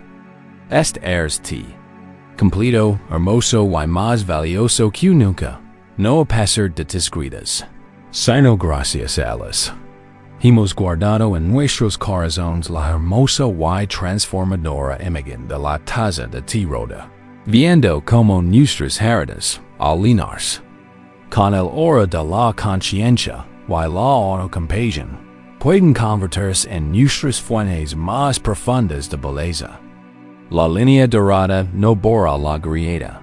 Cuenta la historia de su recorrido. Y esa historia es recorrido. Es una historia de cambio constante. La taza era perfecta. Luego sufrió un impacto. Luego se quebró. Luego se vio con nuevos ojos. Luego se llenó de oro. Cada paso fue una transformación. Esto nos lleva a una verdad tan fundamental, tan vasta, que a menudo la pasamos por alto por completo, como pasamos por alto el aire que respiramos. Es la verdad de que todo, sin excepción, está en un estado de flujo constante e implacable. Esta es la gran enseñanza dinica, o impermanence, ha dado principio. Esta idea puede sonar aterradora. Puede parecer que el suelo bajo nuestros pies no es firme. Anhelamos la permanencia. Queremos que el amor dure para siempre. Que la felicidad sea en estado permanente, y que la seguridad sea una fortaleza con muros impenetrables. Y, lo más relevante para nuestro viaje de esta noche, a menudo tratamos nuestro dolor como si también fuera algo permanente. Construimos un monumento en nuestra herida, le damos un nombre sólido y una historia fija, y llegamos a creer que es una parte inmutable de quien somos. Pero la sabiduría de los maestros nos dice algo diferente. La impermanencia no es una maldición, es una bendición. Es la ley misma que garantiza que ningún dolor, ninguna tristeza, ninguna noche oscura del alma puede durar para siempre. Es la promesa del universo de que el cambio siempre es posible. Luchar contra esta ley es agotarse. En una batalla que jamás podremos ganar. Comprenderlo y alinearnos con su fluir es encontrar una paz profunda y duradera. Sentémonos un rato junto al río y escuchemos una historia sobre esta misma lucha. Había un hombre, llamado Tenzin que, tras ecos de duro trabajo, decidió construir la casa de sus sueños. Era un hombre que valoraba la fuerza, la estabilidad y el control. Eligió un terreno en una hermosa y amplia curva de un río. La vista era magnífica, con el agua brillando al sol y las verdes colinas elevándose al otro lado. Pero Tenzin no era un hombre que se dejara seducir por la simple belleza. Le preocupaba la seguridad. No construyó su casa de madera y de papel. La construyó de piedra gruesa, con cimientos profundos y tejas pesadas. Era una fortaleza, una declaración de permanencia frente a la naturaleza salvaje. Estaba inmensamente orgulloso de ella. Aquí, pensó, estaría salvo. Nada podrá tocarme aquí. Esto permanecerá para siempre. Su primer verano en la casa fue apacible. El río era un campesero apacible, deslizándose con suave susurro. Pero con la llegada del otoño, comenzaron las lluvias y el río empezó a cambiar. Se hizo más fuerte, su voz se agravó hasta convertirse en un murmullo, luego en un rugido. Creció. Sus orejas se acercaban cada vez más a su césped bien cuidado. Tenzin se puso nervioso. Se quedaba de pie junto a la ventana, observando el nivel del agua, con la mandíbula apretada. Este no era el trato que había hecho. Se suponía que el río sería una pintura hermosa y estática, no algo vivo y impredecible. Gastó una pequeña fortuna contratando obreros para construir un muro de contención de piedra a lo largo de la orilla, una versión en miniatura de los muros de su casa. Agitins, dio, sacudiendo las manos. Eso lo sostendrá. Por un tiempo, así fue. Pero el río no era una entidad única. Era un proceso. La primavera siguiente, la nieve de las altas montañas se derritió y el río se convirtió en un torrente de inmenso poder. No solo creció. Descargó la orilla, encontrando puntos débiles en la muralla de Tenzin, arrancando piedras y levantos trozos de su perchado césped. Su fortaleza estaba siendo asediada. Su vida se convirtió en una batalla contra el río. Pasaba los días reforzando la muralla, las noches preocupándose por el tiempo. Estudiaba mapas, maldicha la lluvia, luego, a odiar el sonido del agua, que ahora sonaba como una risa burlona. La hermosa vista que antes la había traído alegría, ahora solo le traía ansiedad. Veía cada onda como una amenaza, cada tronco flotante como una riot. Le gritó al río como si este pudiera oírlo. Deja de cambiar. Cuide donde estás. Sé lo que yo quiero que seas. Sus gritos se perdieron en el rugido constante y indiferente del río. Pasaron los ecos. Tenzin envejeció en su casa de piedra. Estaba perpetuamente cansado, perpetuamente enojado. Su afán por la permanencia lo había convertido en un guardián y su hogar en una prisión. Una tarde, un viejo barquero, cuyo pequeño bote de madera estaba amarrado río abajo, llegó a la puerta de Tenzin en busca de un poco de té caliente. Tenzin, refunfugando, lo dejó entrar. Inmediatamente empezó a cuidarse de su enemigo. Israel. Espetó, señalando con un dedo tembloroso por la ventana. Es mi maldición. nunca descansa. Siempre intenta destruir lo que he construido. Es un monstruo. El viejo barquero, que había pasado toda su vida en el agua, miraba el río con ojos linos de un profundo y silencioso afecto. Observaba la luna danzar sobre su fluida superficie. Tomó un sorbo lento de té. Es un hombre muy fuerte. Dio el barquero con la voz serena como un charco profundo. Has pasado tu vida librando una gran batalla. Tens un ascenso satisfecho. Lo he hecho. Lo he contenido. El barquero sonrió con dulzura. No te has guardado nada. El río ha fluido exactamente como debía fluir. Solo te has agotado intentando controlarlo. Ves al río como tu enemigo porque crees que debería ser una piedra. Quieres que sea tan firme y sólido como tu casa. Pero esa no es su naturaleza. Se inclinó hacia adelante, con la mirada clara y amable. La naturaleza del río es moverse. Es su don. Trae agua fresca de las montañas, y arrastra lo viejo y estancado. Abre nuevos caminos.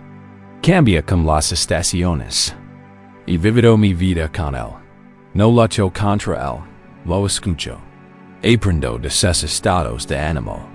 Me entrego a su poder, y al ceder, puedo usar su fuerza para elevar a la gente de una orilla a otra. No sufres por el río, amigo mío.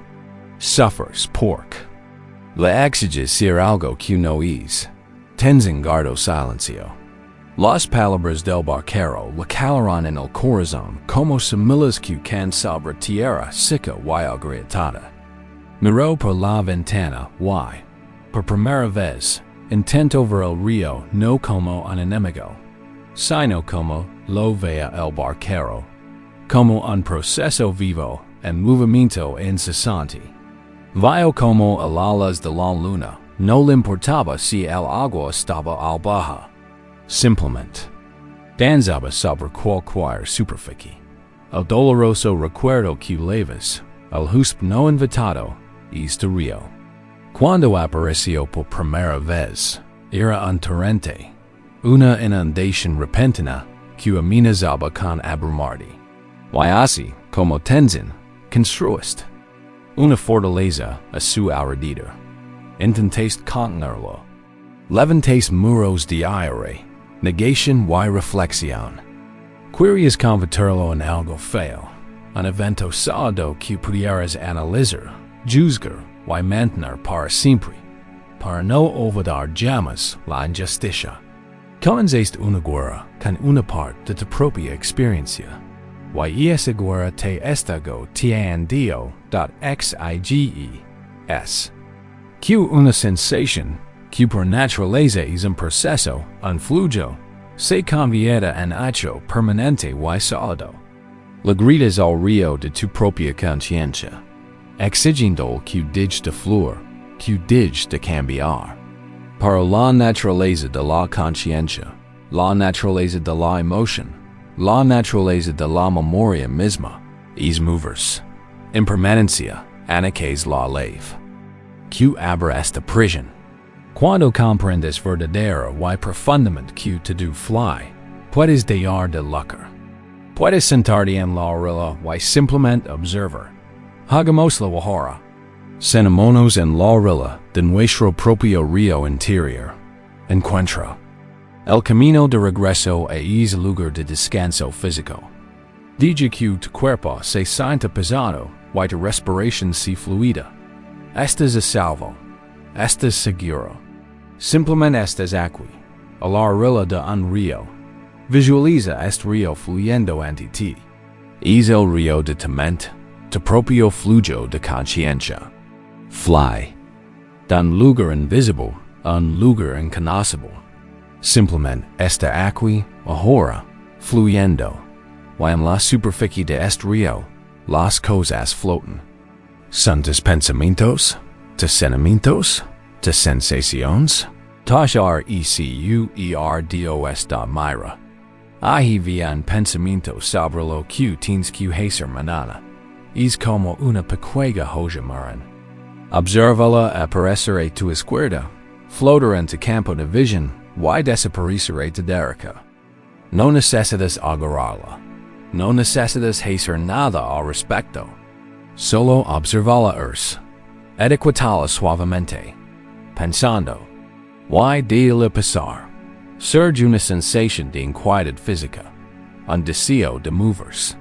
Es como una marana de hierba. Mirala, reconócela. Inquietud. Observa cómo se devan se oyen sonido desde fuera de la habitación.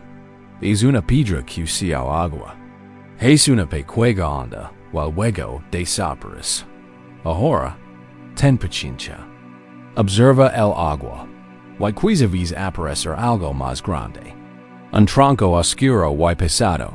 Es el recuerdo de tu dolor. Míralo ahí, flotando en la corriente.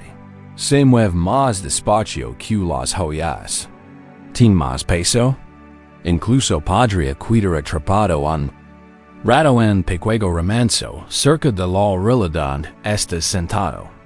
Este es el momento en el que, como tenzin, nuestro instinto nos lleva a entrar en pánico. A saltar e intentar apretar el tronco, o a construir un muro para impedir que se acerque, pero por ahora, vamos a practicar ser el barquero. Solo lo vamos a observar. Observa el tronco. Observa su forma, su color oscuro, la textura áspera de su corteza. Este es tu dolor. Es real. Está en tu río. Pero no de esto. Está en el río. No es el río mismo. El agua continúa fluyendo a su alrededor. El río es inmenso, y el tronco es solo un objeto en él. Mientras el tronco flota, otras cosas siguen flotando. Otro pensamiento. Una sensación. De calor en las manos. La sensación de tu propia respiración. El río de la vida sigue fluyendo, incluso con este tronco dentro. Ahora, al observar este tronco, este doloroso recuerdo, quizá notes que la historia, la Segunda Flecha, empieza a surgir. Podría sentir una oleada de aire. Ve ese aire como un remolino de agua turbia alrededor del tronco. Reconócela. Y observala. ¿Permaneces para siempre? O la corriente empieza a diluirla lentamente, a arrastrarla río abajo? Quizás. Oigas la voz de la copa en tu cabeza. Imagina esas palabras como pequeñas piedras afiladas que se desploman junto con el tronco. Copa. Observalas aparecer y desaparecer de nuevo en la corriente. Tarea no es deshacer del tronco. Tarea es dar de luchar contra el río. Tarea es permanecer en la orilla, anclado en la sensación de tu propia respiración, y simplemente. Observa todo el proceso con una distancia suave y curiosa. Inhala, y siente tu presencia aquí en la orilla, firme y tranquila. Exhala, y observa cómo fly el río, levandos todo consigo. El gran secreto del río es que nada se atasca. Para siempre, la corriente siempre está cambiando. Un remolino que retiene un tronco durante una hora, un día o un año, eventualmente cambiará. La presión del agua aumentará y, con una lenta y inevitable inevitabilidad, liberar el tronco. Y continuar su viaje río abajo, desapareciendo finalmente tras la curva. Esta es la promesa de la impermanencia. El dolor que sientes, la historia.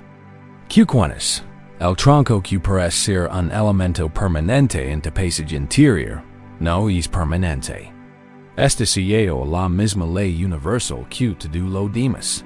Fluir, cambiar, pasar. No necesitas forzarlo.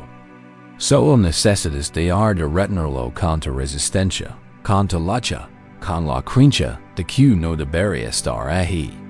Al permitir que esté ahí, Al aceptar su presencia como un objeto temporal en un río que fly, estás creando las condiciones que lo permitirán seguir adelante. Estás desatando la cuerda que lo hacía así que descansa aquí, junto a tu río. Deja ir la batalla. Deja que el cansancio de tensión se desvanezca de tus hombros. Abraza la sabiduría del barquero. La naturaleza de las cosas es movers. Déjalas movers. Tu dolor es solo un objeto que flota. Déjalo flotar. Debajo, a su alrededor y más allá, el gran, profundo y vivificante río de tu conciencia fly, siempre cambiante, siempre nuevo y eternamente libre. Hemos estado sentados juntos a orillas de un gran río, el río de nuestra propia conciencia. Hemos observado como nuestros pensamientos, recuerdos y dolores flotan como joyas y troncos pesados, sujetos a la ley universal de la impermanencia. En esta observación, encontramos una profunda verdad. Nada es permanente, y, por lo tanto, ningún dolor tiene por qué ser una sentencia de por vida.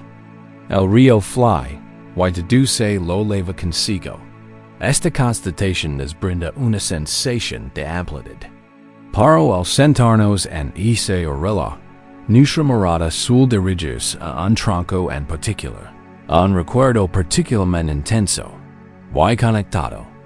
A ese recuerdo suele haber un rostro, una persona, el que arrolló la piedra en nuestro estanque. El que, creemos, es el capitán de nuestro dolor, el autor de nuestra tristeza, nuestra ira, nuestra culpa, nuestro dolor, se sienten dirigidos, necesitan un objetivo. Es una energía poderosa que emana de nosotros mismos hacia otra persona, que se erige en nuestra mente como una entidad sólida y monolítica. El que me lastimó. Hemos construido una estatua de esta persona en nuestra mente, una estatua talada. A partir de nuestro dolor y juicio, y mientras esa estatua permanezca en pie, nuestra ira tendrá un lugar donde aterrizar, un objetivo al que dar. Somos como un arquero con un suministro infinito de flechas, apuntando a una figura fija. Para y si es objetivo no es tan sólido como creemos. Y si, al mirar más de cerca, a través de la niebla de nuestra propia historia, descubrimos que no hay nadie que reciba nuestra ira. Deja que esta clásica historia zen se instala en la tranquilidad de tu mente. Un hombre, buscando refugio del calor y el ruido de su vida, decidió pasar una tarde meditando en su pequeño bote. Remó hasta el centro de un vasto y tranquilo lago, un lugar conocido por su quietud y su densa y envolvente niebla. Ancló el bote, cerró los ojos, adoptó su postura y comenzó a seguir su respiración. El mundo se disolvió en una suave y gris paz. El suave chapeteo del agua contra el casco era el único sonido. Era una soledad perfecta. Después de un rato, mientras permanece sentado en ese profundo estado de calma, sintió un golpe repentino y fuerte. Su bote se balanceó violentamente. Abrió los ojos de golpe. Su meditación se hizo añicos. Otro bote había chocado con el suyo de inmediato. Una oleada de aire ardiente le invadió el pecho. ¿Quién podría ser tan descuidado, tan arrogante? Para chocar contra él en medio de ese enorme lago abierto. Estaba furioso. Su paz estaba arruinada. Su bote probablemente estaba rayado. Y su soledad había sido violada por algún seguro, con el rostro desencajado por la rabia, listo para soltar un torrente de palabras furiosas. Abrió la boca para gritar. Oye, ¿qué crees que estás haciendo? Mira por don vas. Paro las palabras se la atascaron en la garganta. Ahora vea con claridad el otro boat rozando el sayo. Estaba vacío dad no había nadie en los remos. Ningún pescador torpe, ningún. Joven arrogante, nadie en absoluto. Era solo un boat vacío, sin amarras. Qse, había dejado lever silenciosamente por la corriente, y había chocado con el sayo. Y en ese instante, su aire se desvaneció. Por completo, se evaporó como la niebla bajo un sol repentino. No había nadie quien gritar. No había nadie quien culpar. No había nadie quien enojarse en dad. No podía enojarse con el boat en sí. Era solo madera. No podía enojarse con la corriente. Era solo agua. El objeto de su ira, el otro despreocupado que había creído en su mente, simplemente no estaba allí. Solo cuidaba el simple hecho del golpe, y un boat vacío a la deriva. Respiró hondo. Una librisa escapó de sus labios y se sumió de nuevo. En su meditación, con la calma no solo restaurada, sino profundizada por la profunda comprensión. Esta historia es una leve, que puede abrir la prisión de nuestros resentimientos más profundos. Cada vez que sientes ira o culpa hacia la persona que te lastimó, la estás gritando a lo que crees que es un barco ocupado. Tu mente credo un otro, sólido e intencional. Un barquero que, deliberado y maliciosamente, dirigió su barco hacia el tuyo. Tu aire necesita a ese barquero. Se alimenta de la historia de su intención, su descuido, su crueldad. Pero la sabiduría del budismo, especialmente la enseñanza de Este, nos invita a mirar más de cerca. Seguir que lo que percibimos como una persona salida y independiente. Un barquero con mano firme en los remos es, en realidad, mucho más parecido a ese boat vacío. Lo que vimos como persona es en realidad una confluencia de innumerables causas y conditions.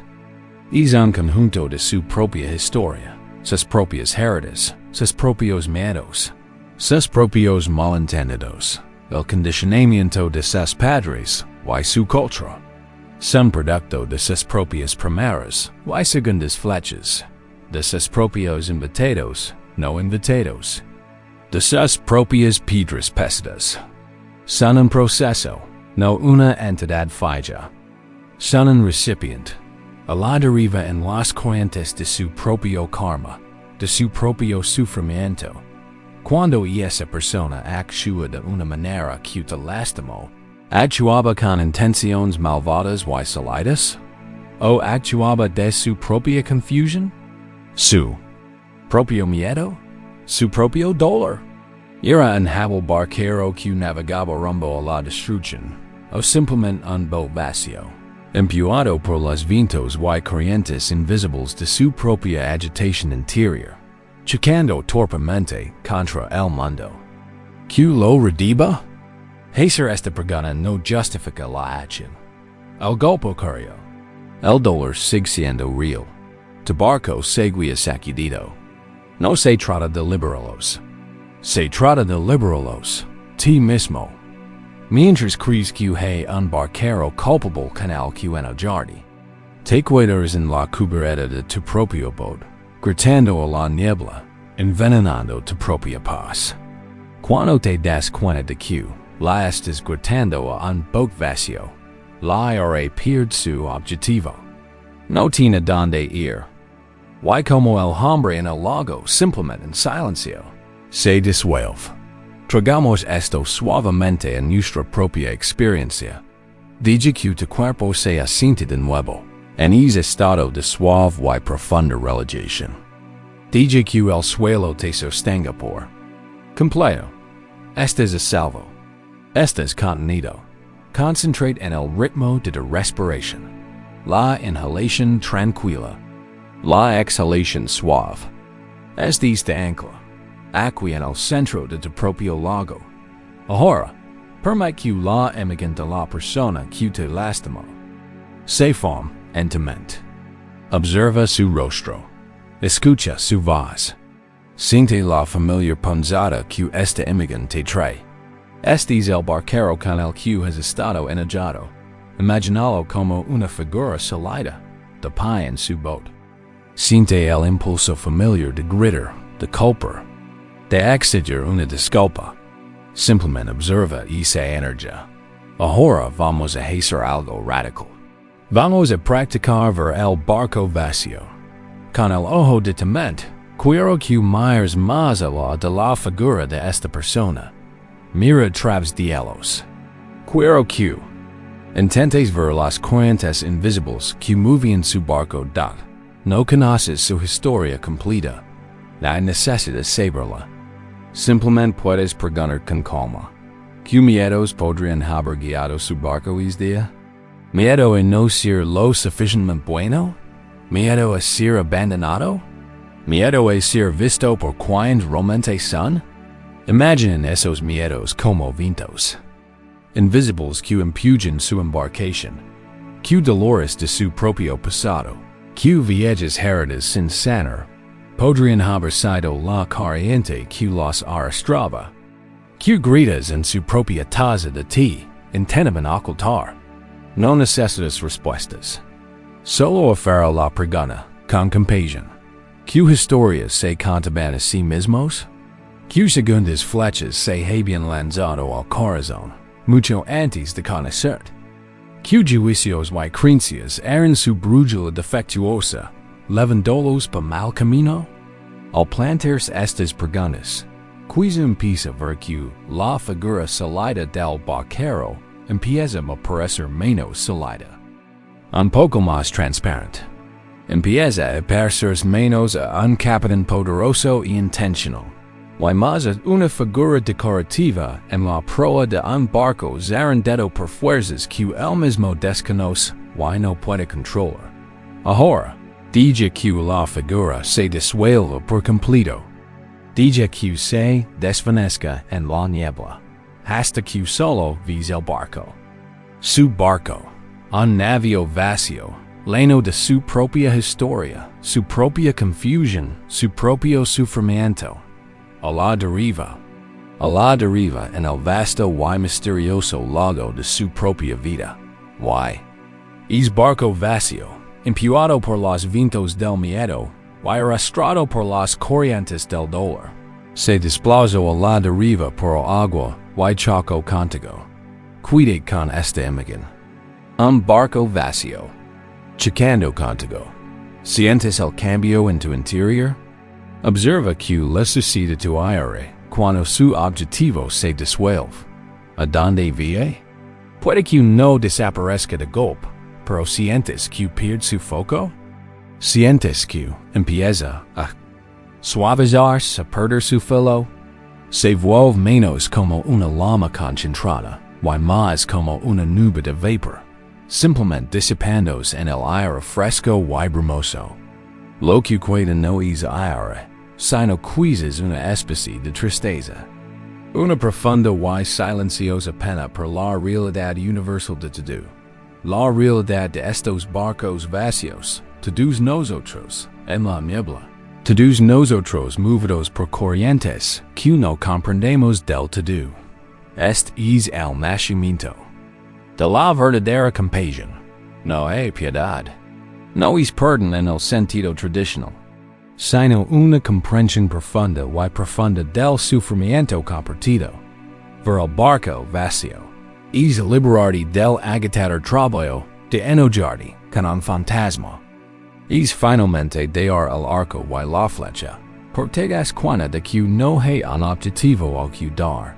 Toda tu energía, todo tu fuego de justicia, se ha dirigido a un fantasma de tu propia creación. Deja ir la imagen. Regresa a la simple sensación.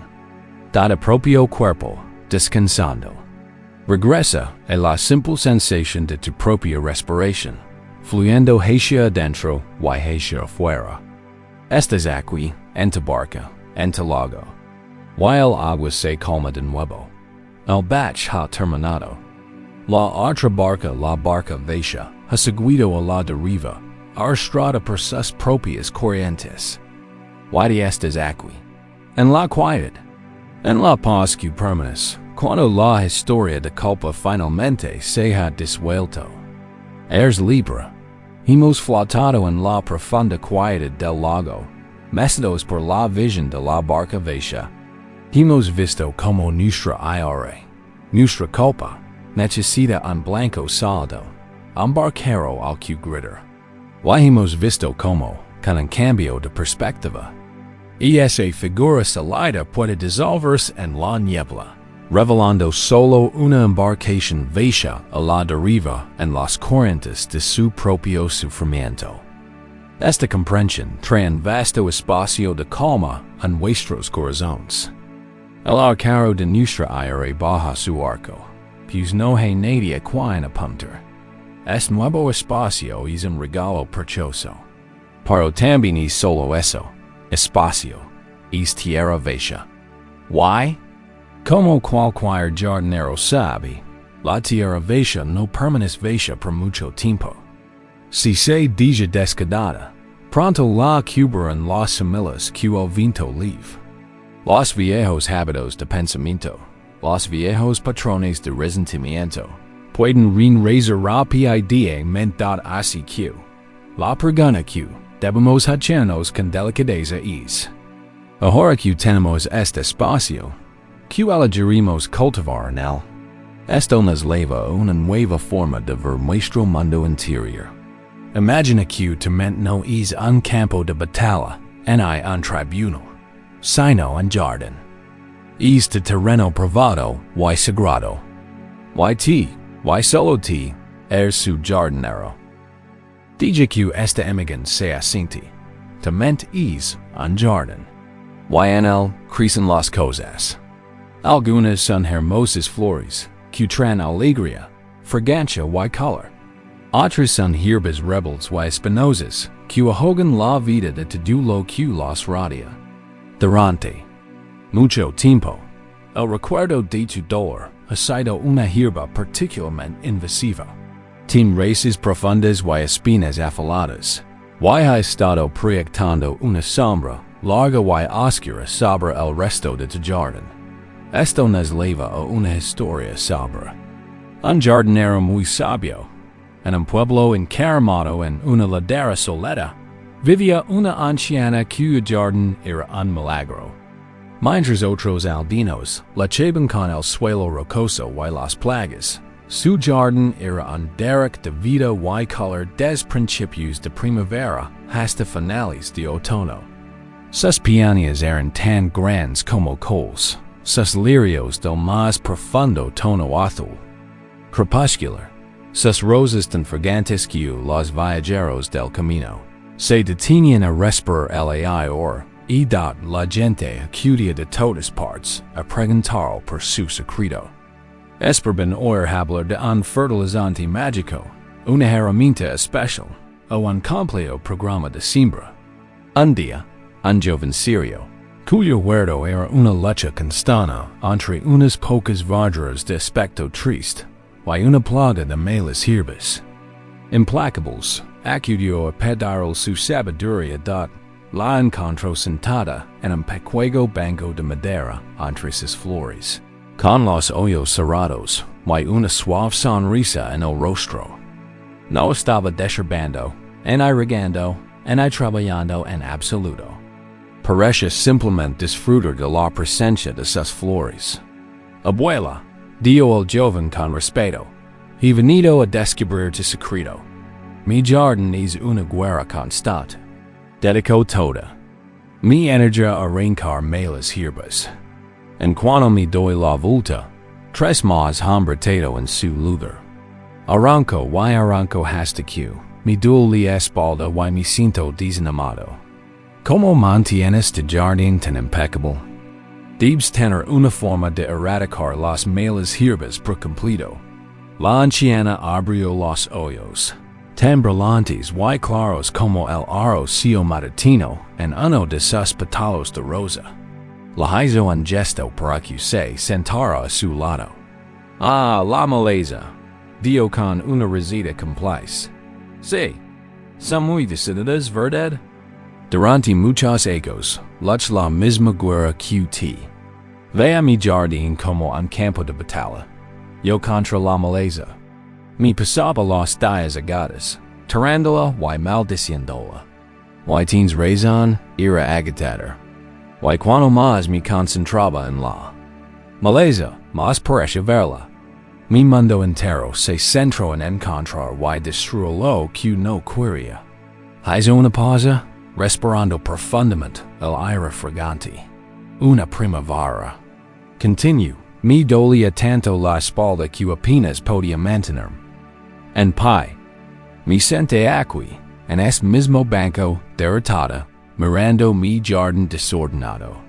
Y me di cuenta de que había gastado todo mi tiempo, toda mi valiosa energía, en la maleza. Apenas les había prestado atención a mis queridas flores. No les había dado el mejor abono, no les había cantado, no me había tomado el tiempo de apreciar verdaderamente su belleza. Estaba entregando toda mi fuerza vital a lo que odiaba, y solo mis restos a lo que amaba. Entonces, Dio, inclinándose más cerca, con voz suave y conspirativa, decidí probar un nuevo método, un tipo diferente de secreto. ¿Qué fue? Preguntó el joven inclinándose ansiosamente. Decidí dejar de preocuparme por la maleza. Dio, simplemente. Y decidí volcar todo mi amor, toda mi atención, toda mi energía en las flores. Mi misión en la vida fue cultivar las flores más vibrantes, sanas y alegres que esta ladera jamás haya visto. Trabajé la tierra alrededor de sus raíces, las alimenté con el compost más rico. Me aseguré de que recibirán la cantidad justa de sol y agua.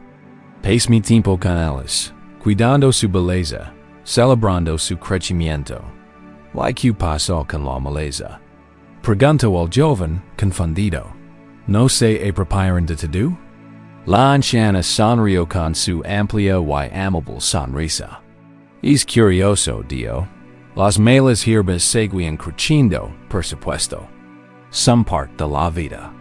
Pero a medida que las flores se fortalecen y sanaban, sus hojas se volvían anchas y frondosas. Sus raíces se ensanchaban y cubrían profundamente. Empezaron a crear una hermosa y densa copa. Y naturalmente, empezaron a dar sombra a las malas hierbas. Cuanto más fuertes y vibrantes se volvían las flores, menos la solar y menos espacio. Había parecido de las malas hierbas prosperan. Todavía arrancó la mala hierba cuando la veo, admitió, señalando un pequeño cubo lleno a su banco. Pero ya no es mi trabajo principal. Es una pequeña tarea, hecha con tranquilidad. Mi verdadero trabajo, mi gran alegría, es cultivar lo que amo. Mi secreto no es como destruir la mala hierba, sino como cultivar flores tan hermosas que la mala hierba pierde su poder. Esta historia contiene una de las enseñanzas más prácticas y esperanzadoras en el camino hacia la paz. Es la enseñanza disfuso correcto, o el mismo vaime al igual que el secreto de la anciana. A menudo se malinterpreta. Escuchamos la palabra esfuerzo y pensamos en lucha, en apretar los dientes, en represión contundente. Creemos que significa librar una guerra más violenta contra las malas hierbas de nuestra mente. Pero la sabiduría del esfuerzo correcto es mucho más hábil y mucho más delicada. Es la sabiduría del jardinero. Nos enseña que la libertad no reside en la agitadora. Es imposible tarea de erradicar cada pensamiento o sentimiento negativo. La libertad reside en cultivar activo y alegremente lo positivo. El esfuerzo correcto tiene 4 partes. Y todas ellas son el trabajo de un jardinero sabio, para evitar que surjan estados malsanos. Esto es como preparar el terreno. Sabemos que Ciertas situaciones o patrones de pensamiento son como un terreno pedregoso y pobre don prosperan las malas hierbas. Aprendemos a evitarlas con cuidado cuando podemos, no por miedo, sino por sabiduría. Abandonar estados malsanos que ya han seguido. Esto es arrancar una mala hierba. Cuando nos encontramos atrapados en un círculo vicioso de ira o culpa, no necesitamos gritarnos. Simplemente lo notamos, lo reconocemos como una mala hierba y lo arrancamos con cuidado, redirigiendo nuestra atención. Cultivar estados saludables que no han seguido. Esto es plantar nuevas semillas. Decidimos intencionalmente qué tipo de flores queremos en nuestro jardín. Flores de bondad, de paz, de gratitud, de alegría. Y plantamos esas semillas en nuestra mente. Mantener y perfeccionar los estados saludables que ya han seguido. Este es el corazón del trabajo del jardinero. Es regar, alimentar y cuidar las flores para que crezcan fuertes y hermosas. Durante mucho tiempo, tu energía se ha dedicado a las dos primeras tareas y de forma muy dura. Has estado en guerra con la maleza de tu memoria. Pero ahora, practicaremos el camino del jardinero sabio. Dirigiremos nuestra amorosa atención a la tercera y cuarta tareas. Comenzaremos a cultivar algunas flores. Aquieta tu cuerpo. Deja que sea tan suave y receptivo como la tierra bien cuidada. Siente el suave subir y bajar de tu propia respiración. La lluvia silenciosa que nutre tu jardín interior. Trae la imagen de tu jardín mental a tu conciencia. Observa la parcela de tierra que eres. Y quizás puedes ver esa maleza oscura y espinosa de dolor, en ahí en un rincón. No importa, no nos vamos a centrar en el ahora. Vamos a dirigir nuestra mirada a un trozo de tierra limpia y abierta, esperando que algo nuevo se plante. La primera y más importante flor que podemos cultivar es la flor de la bondad hacia nosotros mismos. En el lenguaje de las antiguas enseñanzas, esto es metta, a menudo traducido como bondad amorosa. Es una calidez sencilla y incondicional, un tierno deseo de bien. Y siempre debe empezar en casa, en la tierra de nuestro corazón. No puedes cultivar flores hermosas para compartir con los demás si tu propio jardín es así que, en este tranquilo y abierto pedazo de tierra, plantaremos una semilla. La semilla de meta para ti mismo. Leva tu atención al centro de tu pecho, la zona de tu corazón. Quizás incluso quieres colocar una mano allí, un gesto de calidez y ternura. Y ahora, nos ofreceremos algunos deseos sencillos y sinceros. Regaremos la semilla. Te ofrecer las frases, y podrás repetirlas en silencio, dejando que se asienten en decir.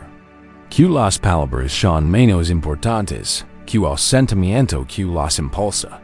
Con la mano sobre el corazón, ofreced suavemente este primer deseo. Que yo esté en paz. Deja que esa frase se arraigue en tu corazón.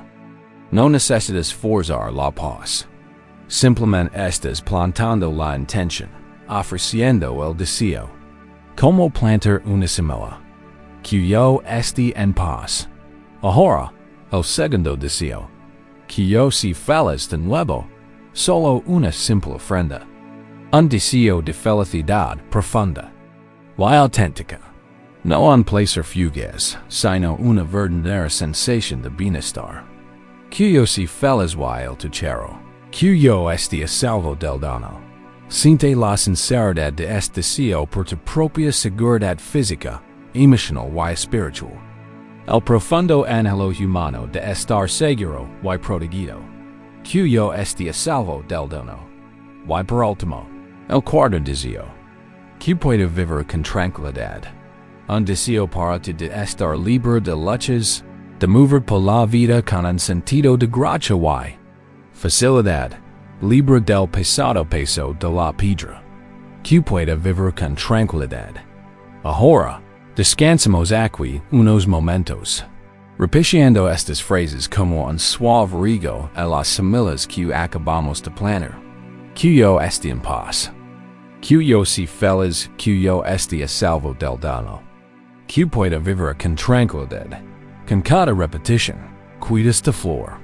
Prestas atención, energía y amor a lo que quieres que crezca. Desvías tu atención de la lucha contra la maleza al cultivo gozoso de tu propio bienestar. Este es el esfuerzo correcto. Es gentle, es amoroso, es profundamente poderoso. Quizás notes que la mala hierba intenta llamar tu atención.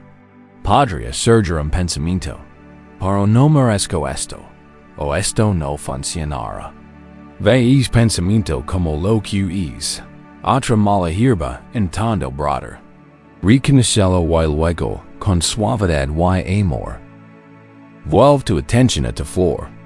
Vuelve al deseo simple y sincero. Quiero esté en paz. O más practiques esto, más fuerte crecerá esta flor de la autocompasión. Sus raíces se profundizarán. Sus joyas se ensancharán. Y comenzará, de forma natural y sin esfuerzo, a reclamar su espacio en tu jardín. Empezará a eliminar las malas hierbas de la autocrítica y la desesperación. Su fragancia empezará a impregnar tu mente, un recordatorio constante y suave de tu propio valor intrínseco, y de capacidad para la paz. Eres el jardinero. Sostienes las semillas y la regadera. La decisión de dónde enfocar tu atención siempre es tuya. Dedicar esta fuerza vital a combatir lo que está mal o a cultivar lo bello? El jardinero sabio sabe la respuesta. Y esta noche, estás aprendiendo su secreto. Estás aprendiendo a cultivar flores tan hermosas en el jardín de tu corazón que la maleza, con el tiempo, simplemente olvida cómo crecer. Hemos comenzado la delicada y sagrada labor de cuidar nuestro jardín interior. Hemos desviado nuestra atención del desprecio obsesivo y hemos comenzado, con gran ternura, a cultivar las flores de la bondad amorosa para nosotros mismos. Al regar las semillas de la paz y la aceptación, empezamos a transformar el paisaje mismo de nuestro mundo interior. Lo que antes era un campo de batalla herido puede convertirse, con esfuerzo paciente, en lugar de fragancia y belleza. Este trabajo interior es la base de todo. Pero sus efectos no se limitan a nuestros corazones. El estado de nuestro jardín interior influye profundamente en cómo experimentamos el mundo exterior. La energía que cultivamos en nuestro interior es la misma energía que proyectamos, y esta proyección, a su vez, colorea todo lo que percibimos. Vemos el mundo a través del lente de nuestra mente. Si el lente está nublado por el resentimiento, el mundo entero se ve hostil. Si el lente está claro, el mundo revela su claridad. Hay un principio profundo en juego aquí, un principio del que se habla a menudo en las antiguas enseñanzas. Es la ley de karma. Menudo pensamos en el karma como un complejo sistema cósmico de contabilidad de recompensas y castigos en vidas futuras. Pero en su sentido más inmediato y práctico, el karma es simplemente la ley de causa y efecto. Es la ley del eco. Lo que emites es lo que recibes a cambio, no como un castigo de un juez externo, sino como el retorno natural y impersonal de tu propia energía. La vida es a menudo una cueva vasta y misteriosa, y solo puede reflejar los sonidos que emites.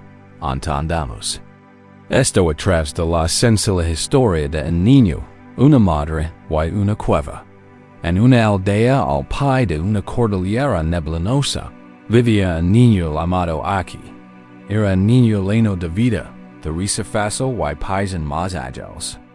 Poseía un espíritu fogoso, y cuando se sentía ofendido, una tormenta de aire podía azotar su pequeño cuerpo con una velocidad sorprendente. Su madre, una mujer de fuerza serena y profunda sabiduría, lo amaba con fervor y lo guiaba con paciencia. Una tarde, aquí y su madre discutieron. Fue algo insignificant, un asunto de un roto y verdades no dichas. Pero aquí, sintiéndose incomprendido y injustamente acusado, sintió una oleada de aire que lo invadía. Declaró injusta a su madre, gritó que deseaba vivir en otro lugar y, con un gesto dramático, se dio la vuelta y salió corriendo de la casa, tirando de golpe la mapra de papel. No corrió hacia la aldea, sino alejándose de ella. Subiendo por el sinuoso sendero que conduce a las faldas de la gran montana. Necesitaba estar a solas con su furia. Corrió hasta que se quedó sin aliento y le dolieron las piernas. La aire lo impulsaba hacia adelante. Llegó a una parte de Taines. Las colinas que nunca antes había explorado. Un lugar de grandes rocas cubiertas de musgo y pinos centenarios y reducidos. Y allí, enclavada en la base acantilado, estaba la oscura y aberrada boca de una cueva. Era aterrador y seductor a la vez. Se quedó de pie frente a él, con su pequeño pecho agitado. Sintió una poderosa necesidad de desahogarla. Ahora que lo ardía en su interior. Se cubrió la boca con las manos. Respiró hondo y rugió en el vacío negro y silencioso de la cueva las mismas palabras que envenenaban su corazón. Te odio. El sonido fue absorbido por la oscuridad. Por un instante, solo hubo silencio. Y entonces, desde lo más profundo y petróleo de la cueva, una voz le rugió, potente y amenazante. Te odio. Aquí se quedó paralizado, y su aire fue reemplazada al instante por una fría punzada de terror. ¿Quién era? ¿Qué era? Sonaba igual que él, por más grande, más furioso, más monstruoso. Estaba convencido de que una bestia terrible, un demonio de la montana, vivía en aquella oscuridad. Retrocedió tambaleando, con los ojos abiertos de par en par, y sin pensarlo dos veces. Dio media vuelta y huyó por el sendero, sin detenerse hasta que volvió a su casa, so lozan se. Arrolló a los brazos de su madre. El recuerdo de su discusión se había desvanecido, reemplazado por puro miedo. El monstruo! Gritó. Un monstruo en una cueva en las colinas. Le dije que lo odiaba, y mi grito que me odiaba. Tiene una voz terrible y furiosa. Su madre lo abrazó, acariciando el pelo hasta que sus solozos se calmaron. No se rió de él, ni desestimó su miedo. Lo comprendió. Cuando se calmó, lo tomó de la mano. Ven, dio con dulzura. Iremos llenos a enfrentarnos a este monstruo. Aquí estaba aterrorizado, pero la confianza en su madre era más fuerte que el miedo. De la mano, regresaron por el sinuoso sendero hasta la cueva oscura. Aquí se escondió. Tras la tónica de su madre, mientras se acercaban a la entrada. No hay ningún monstruo ahí, mi amor.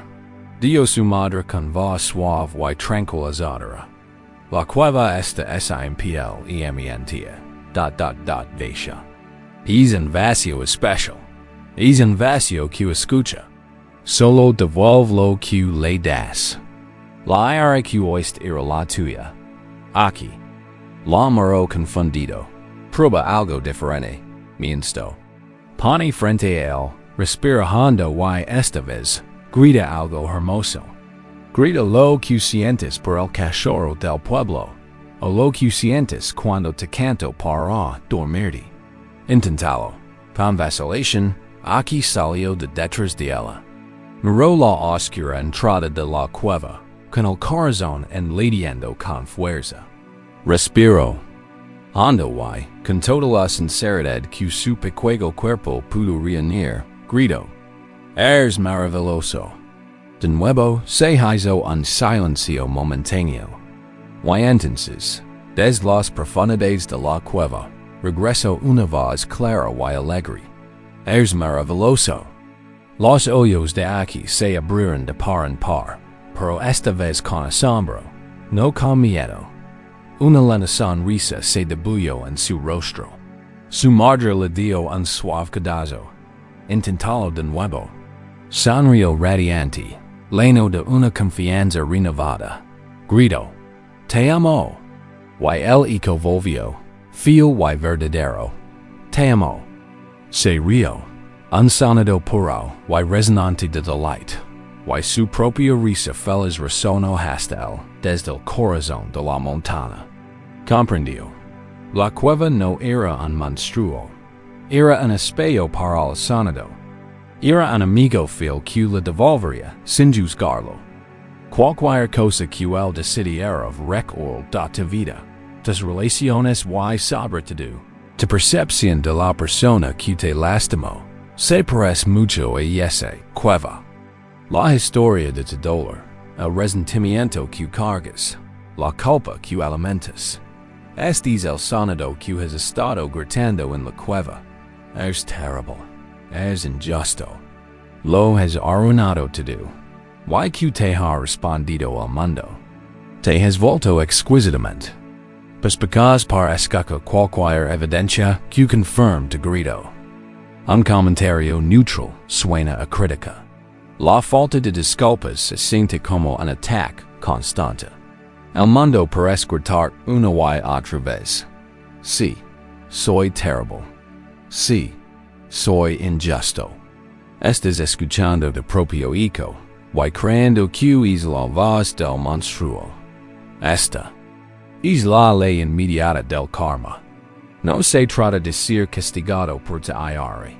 Se trata de que la IR misma, al proyectarla, crea un mundo en el que eres el receptor de la IR. Te estás enseñando a ti mismo que buscar. Al centrar en la injusticia, entrenas tu mente para verla en todas partes. Vives en el eco de tu propio dolor. Pero, como aquí, tienes una opción. Puedes aprender a enviar un nuevo sonido a la cueva. No se trata de fingir que el dolor no ocurrió. No se trata de gritarlo: "Te amo" a la persona que te hizo daño si eso parece falso y imposible. El cambio es mucho más sutil. Comienza con cambiar el sonido dentro de ti mismo. Comienza con cambiar la transmisión. Vamos a intentar ahora este suave experimento. Regresa a ese lugar de quietud y serenidad.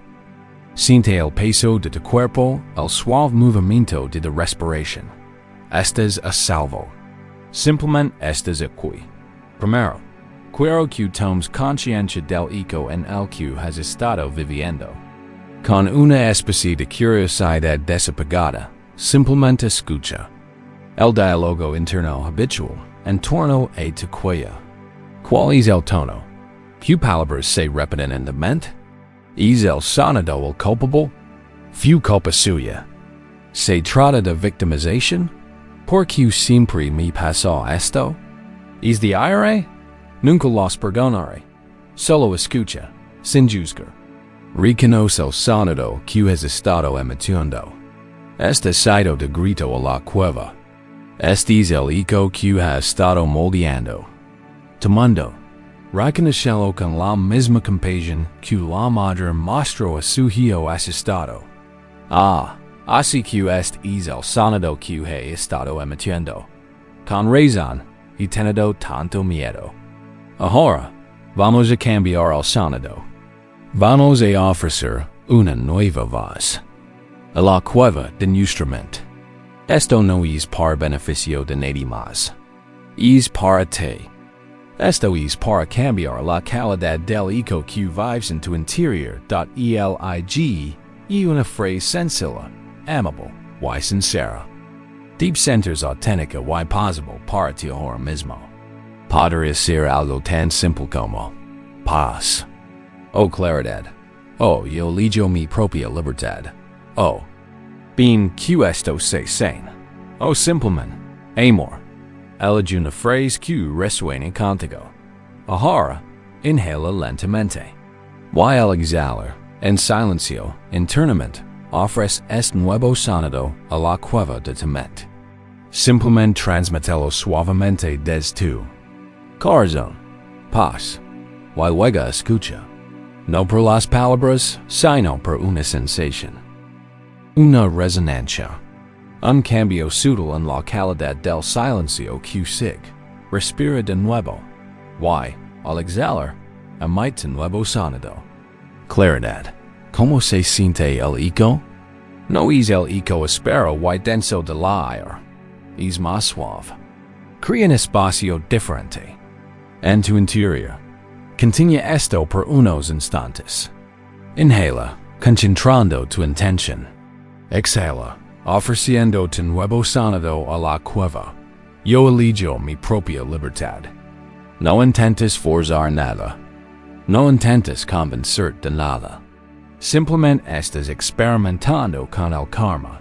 Cambias la causa y observas el efecto. Cambias de grito y percibes el cambio en el eco. Observa cómo esta práctica empieza a transformar la cueva. Lo que antes parece un lugar oscuro y amenazante lleno de monstruos, ahora se revela como un espacio vacío y receptivo. Es un espacio de puro potencial. Reflejará fielmente lo que pongas en él. Puede ser una cámara de tortura que resuene con tu audio, o una catedral sagrada que amplifique tus plegarias por la paz. La decisión de qué sonido emitir es tuya. Esta es la clave para recuperar tu poder. No puedes controlar lo que otros han hecho en el pasado, pero tienes el poder absoluto en este momento presente para elegir el sonido que emites ahora. Puedes elegir dejar de gritar, te odio, a la oscuridad.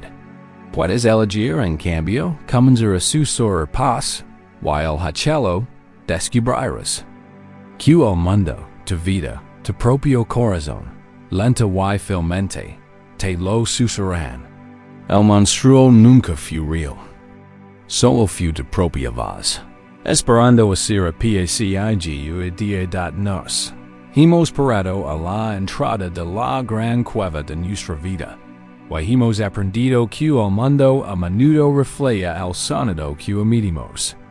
Hemos visto que, al elegir conscientemente emitir un sonido más suave, un susurro de paz o una oración de claridad, podemos empezar a cambiar la calidad del eco que vivimos en nuestro interior.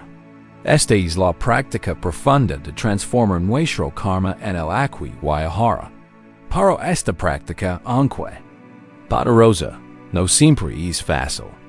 A veces, los ecos de nuestros viejos gritos de dolor y ira resuenan con fuerza. El monstruo que creemos ver puede parecer muy real. Cuando nos vimos atrapados en una tormenta de recuerdos dolorosos, cuando los vientos del dolor y la lluvia del resentimiento nos azotan, puede parecer imposible encontrar un lugar tranquilo desde el que ofrecer un nuevo sonido. En esos momentos, necesitamos más que una nueva práctica. Necesitamos un refugio. Necesitamos un santuario. Necesitamos un lugar donde ir a esperar que pase la tormenta. A menudo buscamos este refugio en lo externo, en la distracción, en el ruido, en la aprobación de los demás, en la esperanza de un futuro diferente.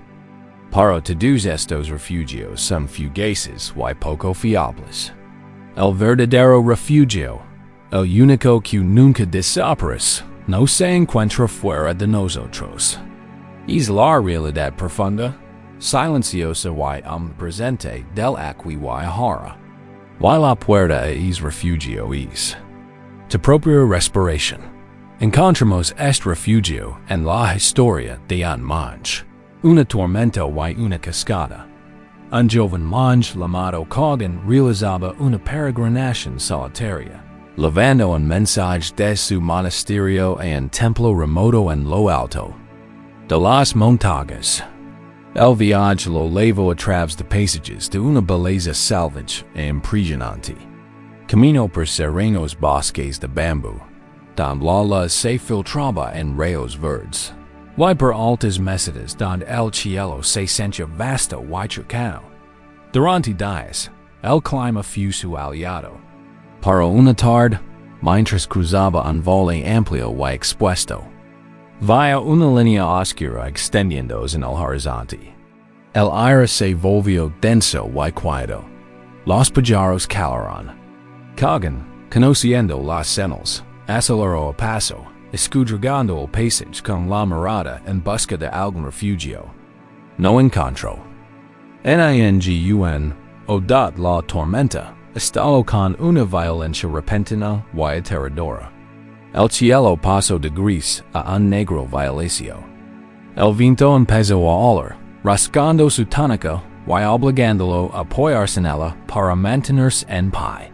Entonces llegó la lluvia. No un chaparrón suave, sino un diluvio frío y impetuoso que lo caló hasta los huesos en segundos y convirtió el camino en un torrente resbaladizo de barro. Un brillante rayo hendió el cielo, seguido un instante después por un trueno tan fuerte que parece que la montaña misma se parcha en dos. La calma meditativa de Coggan se hizo añicos. El miedo, crudo y primario, tomó su lugar. Estaba solo, expuesto y vulnerable. Echo acar, resbalando y deslizándose por el sendero fangoso, con el corazón latiendo con fuerza en el pecho. Ya no era un monje en peregrinación. Era un animal asustado buscando escapar. Luchaba contra la tormenta, contra el viento, resistiendo la lluvia. Y cuando más luchaba, más exhausto y aterrorizado se sentía. Justo cuando sintió que sus fuerzas se agitaban, oyó un nuevo sonido, más fuerte que el trueno. Era un rugido profundo y continuo. Rodeó un enorme afloramiento rocoso y lo vio. Una cascada colosal. Una sólida cortina de agua blanca y agitada, que se precipitaba desde un alto acantilado hacia un estanque embravecido. Era un espectáculo aterrador, de poder puro y indomable. Era la tormenta manifestada. Presa del pánico, casi se dio la vuelta, pero entonces notó algo al borde mismo de la catarata. Tras la violenta cortina de agua, parecía haber una abertura oscura, una pequeña hendidura en la pared del acantilado.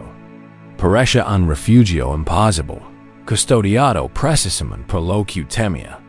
Pero no tenía otra opción, reuniendo sus últimas reservas de coraje, trepó por las rocas resbaladizas y, respirando profundamente, se lanzó al borde de la cascada. El impacto del agua fría fue inmenso, pero solo duró un segundo. Se encontró en un pequeño rincón seco. Una cueva poco profunda oculta tras el agua estruendosa. Y aquí ocurrió un milagro. El mundo se transformó. El rugido de la cascada seguía allí, un sonido ensordecido y envolvente. Pero era era. Un muro de sonido que lo separaba de la tormenta, del viento, de la lluvia. Dentro de su pequeño refugio, el aire estaba completamente quieto. El agua goteaba suavemente del techo de piedra, pero el suelo estaba seco. Estaba a salvo se dejó caer en el suelo de la cueva, con el cuerpo temblando de frío y alivio. La tormenta rugía con furia. La cascada atronaba. Pero allí, En su pequeño santuario reinaba una paz profunda y inquebrantable. Sin nada más que hacer, sin ningún otro lugar a donde ir, su atención, por primera vez, se apartó del caos exterior y se concentró en lo único que se movía en su silenciosa alcoba, el suave y rítmico saber y brillar de su propio pecho. Observa su respiración.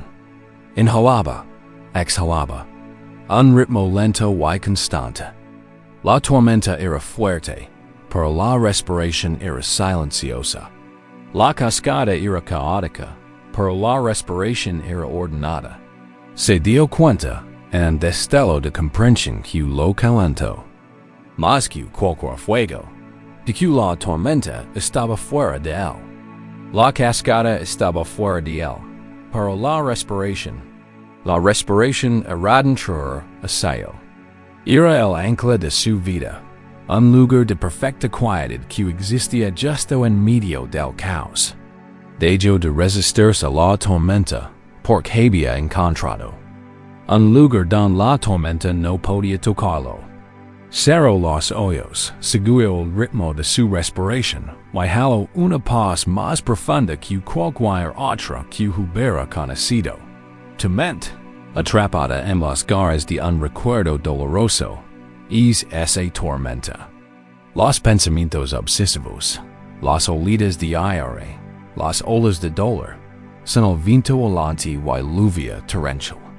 Nuestra reacción típica es hacer lo que Kagan hizo primero, entrar en pánico, llorar, locar. Intentemos suprimir los pensamientos, distraernos de los sentimientos.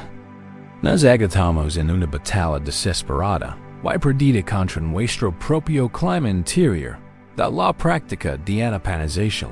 Atención plena a la respiración, o la respiración consciente, es el acto de ir más allá de la cascada. Es descubrir el santuario, oculto del momento presente. La cascada es el caos superficial de tu mente, el rugido atronador de la historia que te cuentas. Por esta dolorosa, pero justo detrás, siempre disponible, hay un lugar de quietud. Y la puerta a ese lugar es la simple, humilde y física sensación de respiración en donde la respiración siempre está contigo. Siempre está en el ahora. No puedes respirar en el pasado. No puedes respirar en el futuro. Cada respiración es un nuevo comienzo, un momento fresco que sucede aquí mismo. Concentrar tu atención en la respiración es tratar de decir al presente, el único lugar donde se puede encontrar la paz, el único lugar a salvo de la tormenta del pasado. Entremos juntos en este refugio. Esta visita no será corta. Descansaremos aquí un rato. Comienza por dejar que tu cuerpo se asiente por completo. Deja que tu su peso recaiga sobre la superficie que lo soporta. Permite liberar toda su tensión. Empieza por los pies. Déjalos suaves y pesados. Siente como se calientan y se relajan profundamente. Deja que esa sensación de calor y pesadez suba hasta los tobillos, las pantorrillas y las rodillas. Simplemente, suelta toda sujeción. Tus piernas te han lavado lejos. Ahora pueden descansar. Leva esa suave y cálida ola de relajación hacia tus muslos, tus caderas y tu pelvis. Relaja los músculos profundos del torso. Deja que tu vientre se relaje. Deja que la relajación te suba al pecho, a la espalda, disipando cualquier tensión. Deja caer los hombros, liberando el peso que han estado cargando. Siente como esa liberación fly por tus brazos, por tus codos, por tus muñecas, hasta la punta de tus dedos. Tus manos por fin podrán relajarse. Podrán soltar la piedra. Ahora, dirige esa suave tensión a tu cuello, a tu mandíbula, dejando que cualquier tensión ali simplemente se disuelva. Digicuta lengua descansa suavemente en tu boca. Relaja los pequeños músculos alrededor de tus ojos, a tu frente, dando que tu rostro se convierta en una suave y serena máscara de tranquilidad. Tu cuerpo ahora descansa. Este pesado, cálido y tranquilo. Y ahora, en este campo de quietud corporal, dirige tu atención a la sensación de tu respiración. No intentes cambiarla ni controlarla. Simplemente observala. Conviértete en un observador curioso de este ritmo natural y vivificante. ¿Don lo sientes con más claridad? Quizás si el fresco del aire entrando y saliendo de tu nariz. Quizás si el suave subir y bajar de tu pecho. O quizás si la suave expansión y contracción de tu vientre. No hay un lugar exacto. Simplemente elige un punto y deja que tu atención se pose allí, tan suavemente como una mariposa posándose en una flor. Este lugar es tu ancla. Este es tu pequeño rincón seco, detrás de la día, de la tormenta de tu mente puede que en este. Furiosa. Surgirán pensamientos. Te asaltarán recuerdos. Las emociones pueden aflorar. Este es el rugido de la cascada. No luches contra él. No te involucres con él.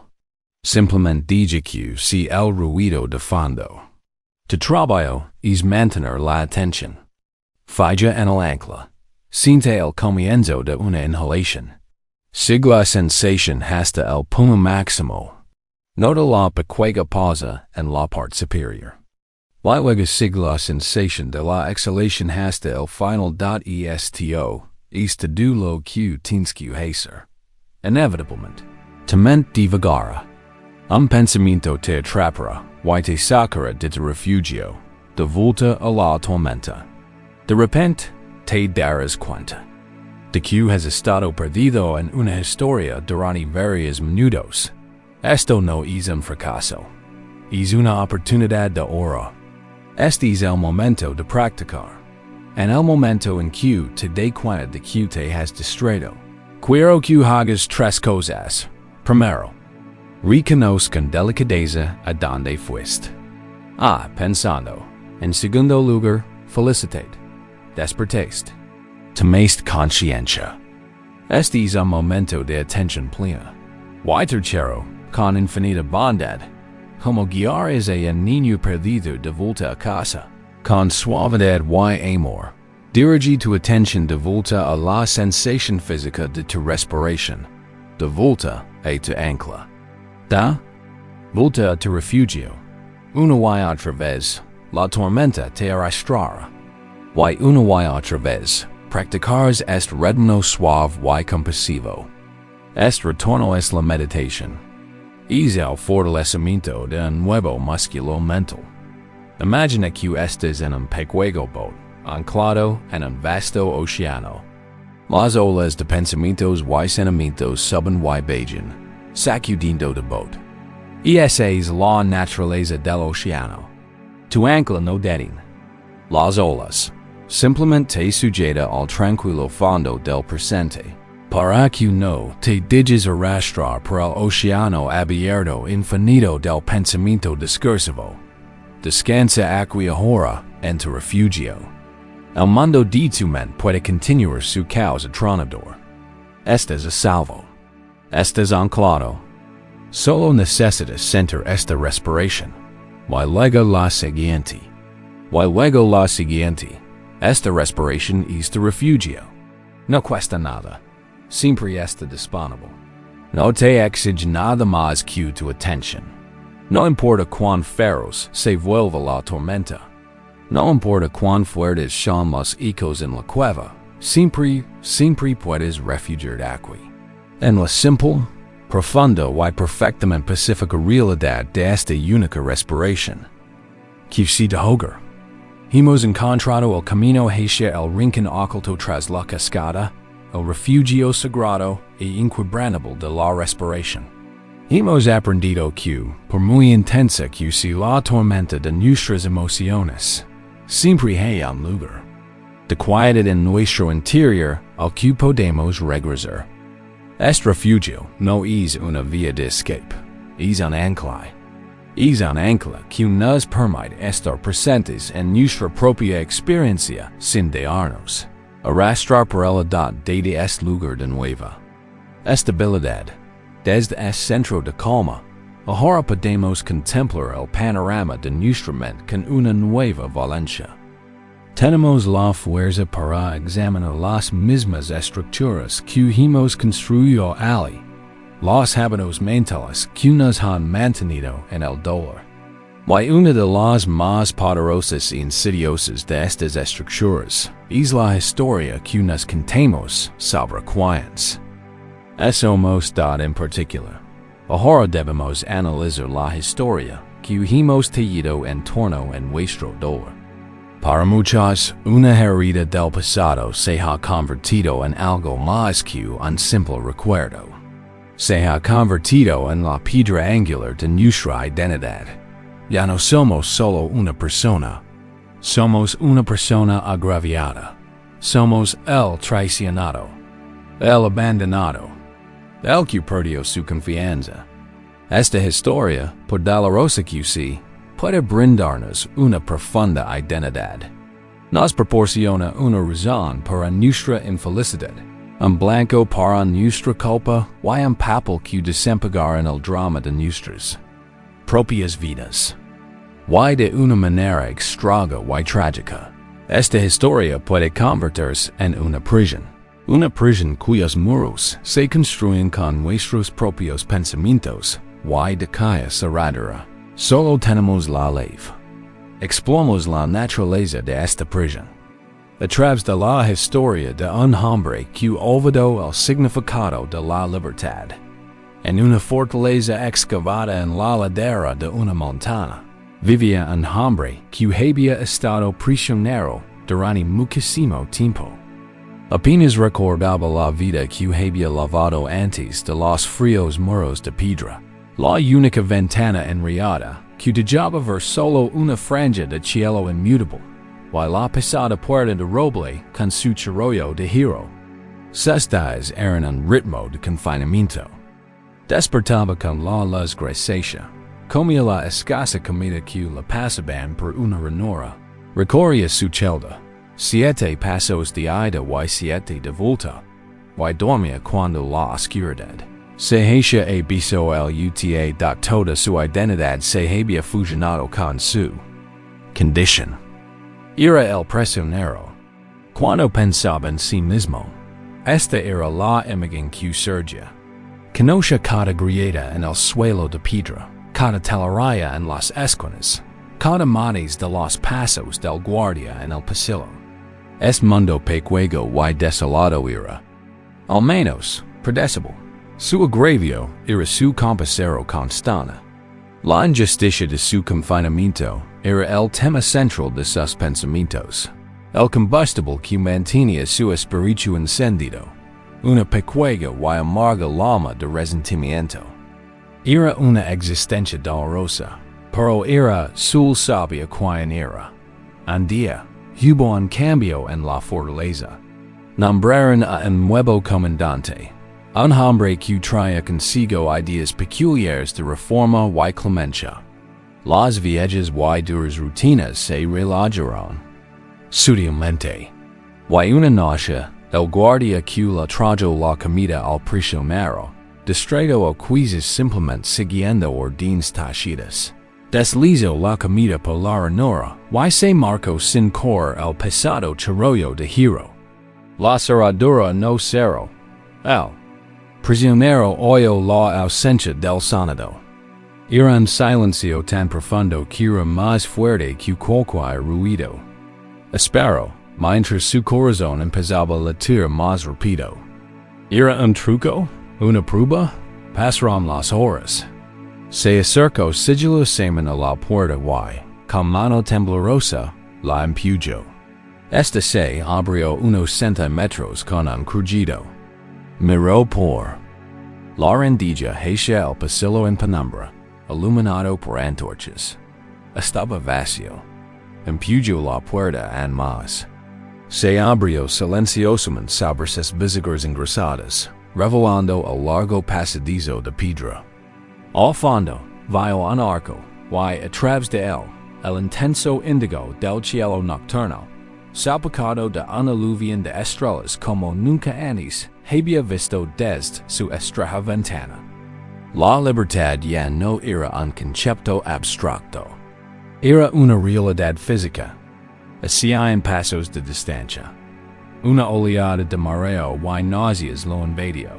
Sencha las piernas débiles. El espacio abierto del pasillo parecía eternamente vasto. El aire olía extraño, lleno de aromas desconocidos. El silencio era inquietante. No el silencio familiar de su celda, sino un silencio vivo vibrante y lleno de pos y de la idea de estar sequedo en el hombro. Con un pie en la celda y el otro en el pasillo, paralizado por un terror mucho mayor que cualquier miedo que su confinamiento hubiera producido llamas. En su celda sabía quién era. Era el prisionero. Tenía una historia. Tenía un agravio. Su vida tenía una narrativa clara, aunque dolorosa. Pero allá afuera, en ese vasto mundo estrellado, ¿quién sería? El título de prisionero desaparecería. La identidad que había habitado durante décadas se disolvería. ¿Qué quedaría? Sería solo un hombre desconocido, en un mundo desconocido. ¿Qué haría? ¿A dónde haría? El ritmo simple y predecible de su sufrimiento era, a su manera, un consuelo. Las paredes de su celda, que siempre había odiado, eran también las estructuras que lo mantenían unido. La libertad se sentía como un vacío aterrador y informe. Pensó en su agravio, en la injusticia cometida contra él. Durante ecos, había sido su posición más perchada. Era la prueba de su estatus especial, la fuente de su justa ira. Si salía por esa puerta, perdería su agravio. Si era libre, podría aferrarse a la historia de su injusto encarcelamiento. Los roles de hombre libre, prisionero y virado parecen incompatibles. Elegir uno era dejar morir al otro. Permaneció. Ali parado durante lo que pareció una eternidad, atrapado entre una certeza miserable y una libertad aterradora. Las estrellas lo llamaban, pero las paredes susurraban una canción familiar y seductora de seguridad en el sufrimiento. Con un profundo suspiro estremecedor, el hombre regresó lento y deliberadamente a su celda. Extendió la mano, tomó la pesada puerta de roble y la cerró con cuidado, no la cerró con leve. Pero en su mente, el chorro se deslizó, pasado y definitivo. Había leído la prisión del narrador, antes que el aterrador vacío de una página en blanco. Se había convertido en su propio carcelero. Esta historia puede ser difícil de escoger, porque nos vimos reflejados en el prisionero. La jaula de nuestra propia historia puede parecer un santuario. La identidad de el agraviado es poderosa, mas da una sensación de claridad moral. Simplifica el mundo. Esta la víctima, nosotros y esta el agresor, ellos. Esta historia puede parecer tan verdadera, tan justificada, que construimos todo nuestro hogar emocional en ella. Pero es una casa con ventanas enrejadas y puerta cerrada. Y nos impide salir al vasto mundo estrellado de nuestro propio potencial. Las enseñanzas antiguas tienen un nombre para esta profunda forma de apego. Se llama dithia padana, que significa apego a las opiniones. Solemos pensar en el apego como aferrarnos a cosas físicas o personas. Pero el apego en nuestras opiniones, creencias y, especialmente, En nuestras historias sobre nosotros mismos, es la forma más sutil y poderosa de atadura. Nos aferramos en nuestras historias porque nos dan la sensación de un yo sólido y permanente. En la psicología budista, este apego a una identidad propia falla. Saca de allí se considera una fuente primaria de sufrimiento. Preferimos aferrarnos a una identidad dolorosa y limitada que enfrentar la falta de fundamento de no tener una identidad falla. Todo el trabajo que hemos hecho juntos, ver la Segunda Flecha, el Barco Vacío, el río efímero son los lives que han abierto la puerta de tu celda. La puerta está abierta ahora mismo. La posibilidad de salir de la historia es real. Pero, como el prisionero, puedes sentir un miedo profundo, una poderosa resistencia. Si dejo ir mi agravio, ¿quién ser? Reflexionemos sobre esta pregunta ahora, no con miedo, sino con la gentle y valiente curiosidad de un explorador sabio. No vamos a forzarnos a salir de la celda. Simplemente nos quedaremos en la puerta abierta, desde la seguridad de nuestro refugio en la respiración, y observaremos. Encuentra el camino de regreso a tu punto de apoyo. Sumerged en la profunda calma física de tu cuerpo, y en el suave y rítmico fluir de tu respiración. Aquí estás a salvo. Desde este lugar seguro, podemos observar cualquier cosa. Te envío a visualizar la celda de tu historia. Observa sus paredes, construidas con los pensamientos familiares que has ensayado miles de veces. No fue justo. Nunca deberán haber hecho eso. Nunca volver a ser el mismo. Considera estos pensamientos como las frías y duras piedras de tu celda. Siente la atmósfera emocional de esta celda. El dolor familiar de la tristeza. El amargo consuelo del resentimiento. El fuego justo de la indignación. Este es el aire que has estado respirando. Ahora, con el ojo de tu mente, visualiza la puerta de esta celda. Y observa que está abierta de par en par. El camino que hay más allá no es brillante ni deslumbrante, sino suave y tranquilo como la noche estrellada del cuento. Es el camino de lo desconocido. El camino de una nueva historia, en no escrita, simplemente cuidada ahí, en el hombro, y permite que surjan algunas preguntas sutiles. No hay necesidad de responderlas. El poder está en preguntar. Dice que las preguntas son leves que guían suavemente en las cerraduras de tu mente. La primera pregunta: ¿quién sería yo sin esta historia? No busques una respuesta. Simplemente dice que la pregunta crea un espacio. Si la identidad de la persona agraviada se desvaneciera como un abrigo pasado, ¿qué quedaría? ¿Cómo se sentiría tu identidad sin este pilar central y definidor del dolor? Simplemente permanece con el misterio de eso. Ahora, una segunda pregunta. ¿Qué temo perder si salgo de esta celda? Sé honesto contigo mismo. Quizás tengas miedo de perder tu rectitud tu derecho a estar enojado. Quizás tengas miedo de que, si dices ir la historia, de alguna manera, estés condenando lo sucedido. Quizás tengas miedo de perder la compasión de los demás o incluso la tuya propia. O quizás, como el prisionero, simplemente tengas miedo de lo desconocido. Simplemente observa estos miedos sin juzgarlos. Considéralos como las barreras invisibles que te han mantenido dentro. Y ahora, una tercera pregunta, más esperanzadora. Si saliera, ¿con qué se llenaría ese espacio vacío? Si la energía que ahora gastas recorriendo de celda, rumiando, resentiendo, recordando se liberara de repente, ¿en qué podrías usarla?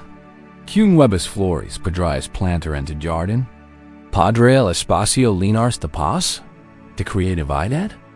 ¿De un nuevo propósito? De una alegría sencilla y sin complications.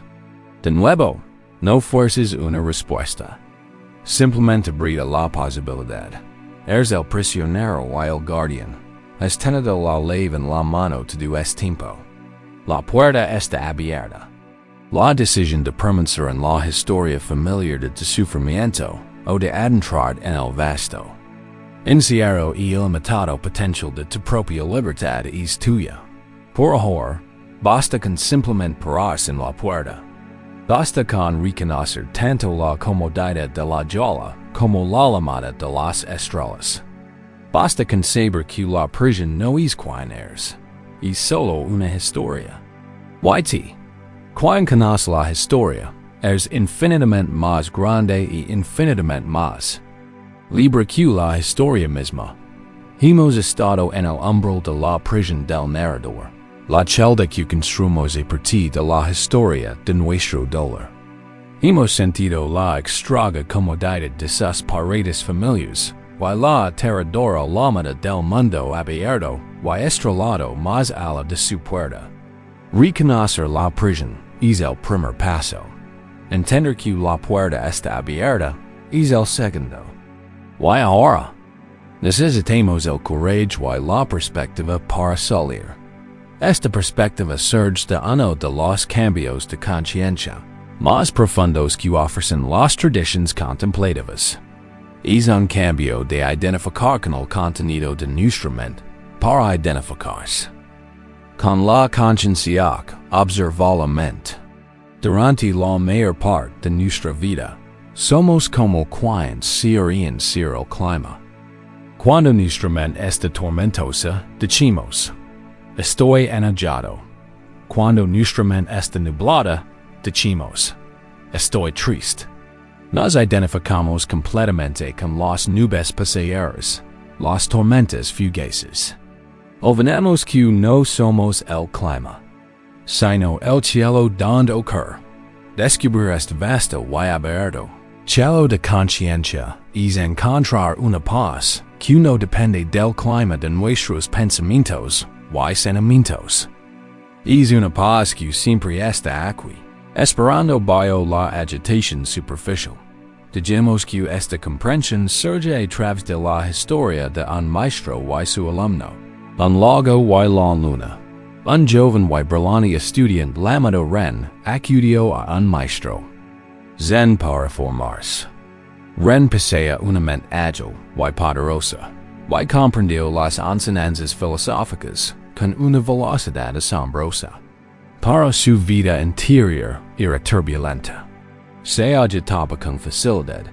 Su humor era inestable como el clima en las altas montañas. Su paz era frágil, constantemente quebrantada por la irritación, la ansiedad o el orgullo intelectual. Una noche, el maestro condujo a Ren a la orilla de un gran lago tranquilo.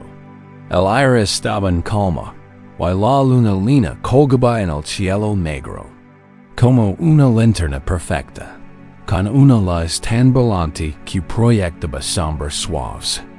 En la superficie del lago, flotaba un reflejo perfecto e ininterrumpido de la luna, una sucinta luna dormitando sobre el agua. La vista era de profunda paz, y bell, hacia, el maestro y el alumno permanecieron sentados en silencio en la orilla durante un largo rato.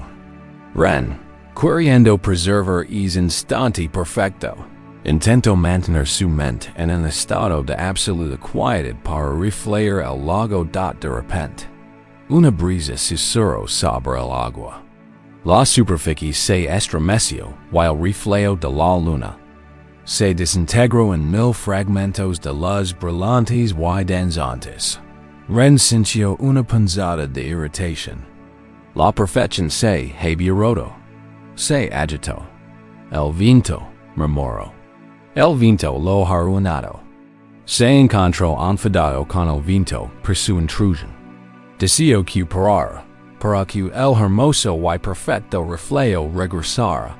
Su mente, que había estado momentáneamente tranquilo, Ahora estaba tan perturbada como la superficie del agua, llena de heridas de frustración, el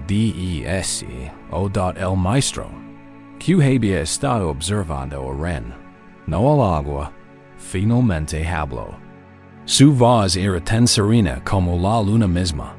Dime, Dio, ¿qué intentas hacer?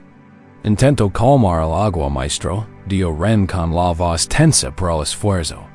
Intento que las ondas cesen para que la luna vuelva a estar completa. Pero este viento no coopera. El maestro sonrió levemente. No miró al lago. Señaló con el dedo hacia el cielo. Estás mirando al lugar equivocado. Dio, tu problema es que intentas fiar el reflejo, ignorando la realidad. Ren siguió el dedo de su amo.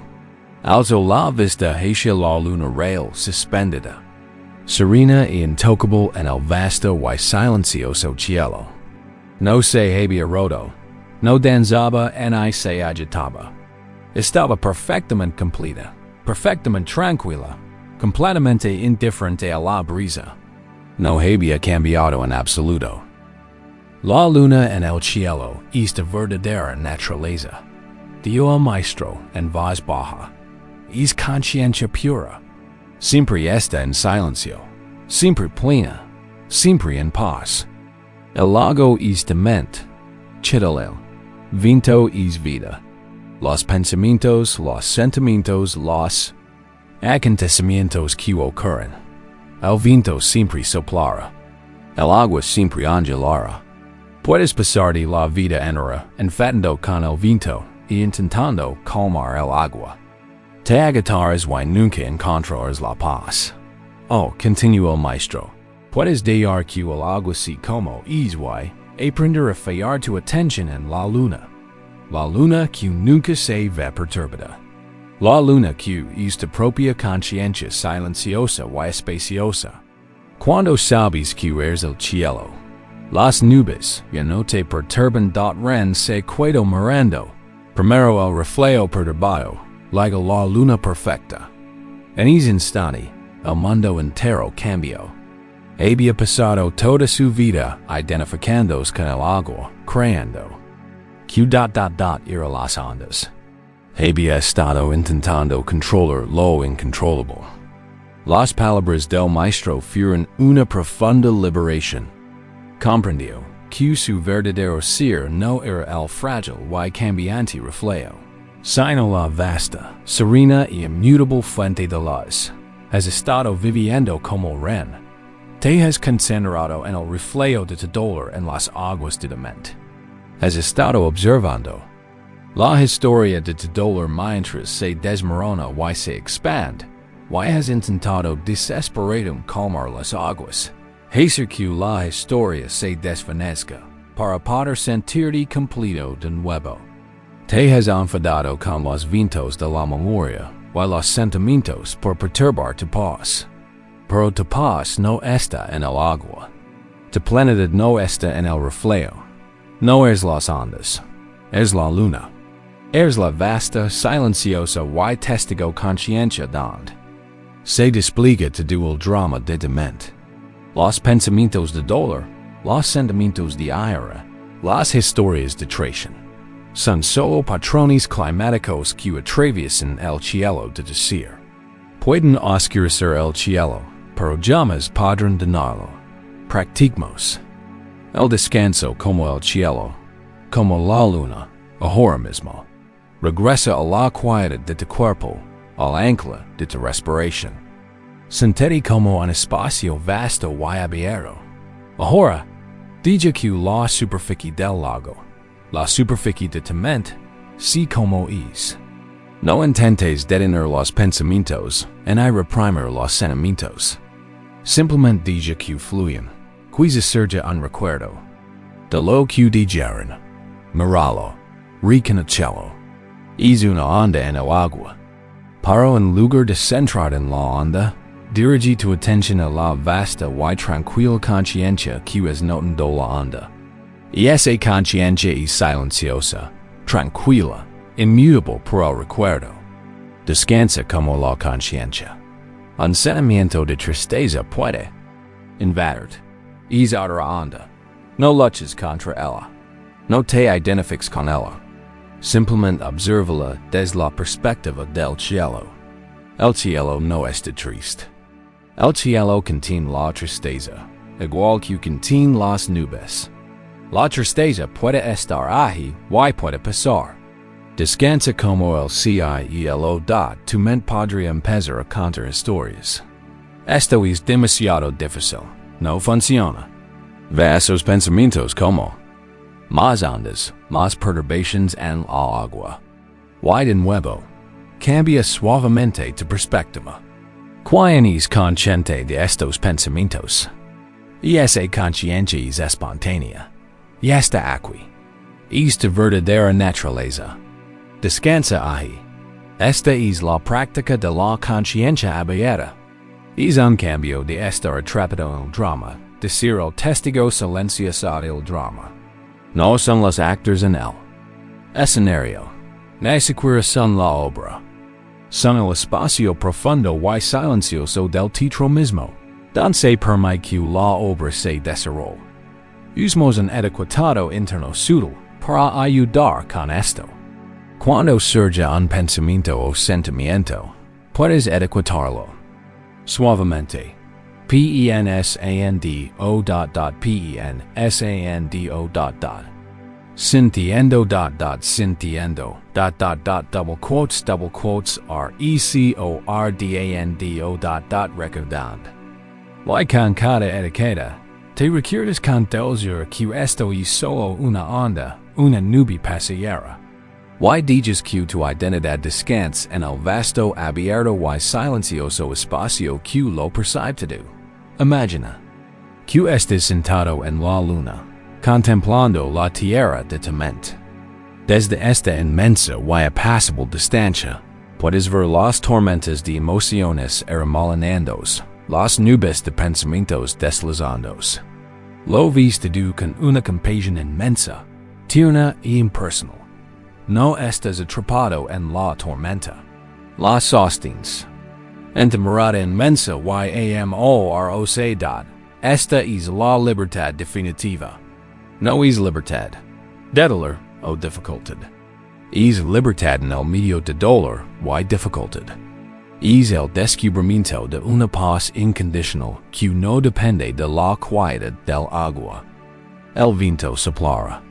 El lago se angelara. El reflejo se hará agicos. Pero ti eres la luna. Y permaneces perfecta, serena y luminosamente completo.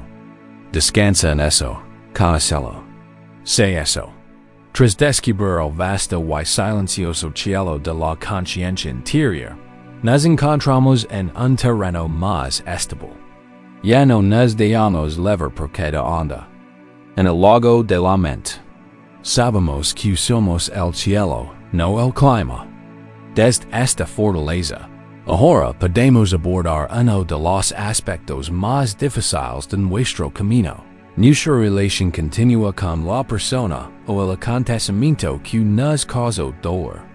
Incluso cuando encontramos nuestra paz interior, a menudo nos sentimos energéticamente enredados con el otro. Su recuerdo parece tenernos enganchado. Podemos encontrarnos repitiendo argumentos, imaginando lo que deberíamos haber dicho, o esperando una disculpa que nunca llegara. Aún así, de forma sutil, permitimos que perturben nuestra paz. Permitimos que nos transmiten su dolor y lo aceptamos como nuestro dot. La siguiente enseñanza es radical. Trata sobre la soberanía interior. Se trata de comprender que nadie puede hacer sentir enojado, triste o amargado sin consentimiento. Estos sentimientos surgen como respuesta a un evento externo, pero la decisión de aceptarlos, identificarnos con ellos y aferrarnos a ellos es nuestra. Tenemos el poder de rechazar el regalo. Esta profunda lección está capturada en un poderoso encuentro en la vida del Buda. El Buda fue un hombre que inspiraba gran devoción. Paro sus oncenanzas também desafiaban el orden establecido, pelo se ganó enemigos. Un día, un hombre de una escuela filosófica rival, conocido por su lengua áspera y su temperamento iracundo, fue a confrontarlo. El Buda enseñaba a una multitud bajo un gran árbol bodhi. Su presencia era serena y min, osedad. El hombre se abrió. Pasó entre la multitud, se paró frente al Buda y comenzó a insultarlo. Usó las palabras más crueles que se lo ocurrieron. Acusó al Buda de ser un fraud, un charlatán, un tonto. Criticó su apariencia. Escupió en el suelo cerca de sus pies. Hizo todo lo posible por provocar una reacción, por involucrar al Buda en un conflicto. Durante toda esta diatriba, el Buda permaneció en perfecta calma. No se inmutó, no discutió. Simplemente permaneció sentado en silencio. Su conciencia sostenía al hombre y su aire con una especie de atención amplia y compasiva.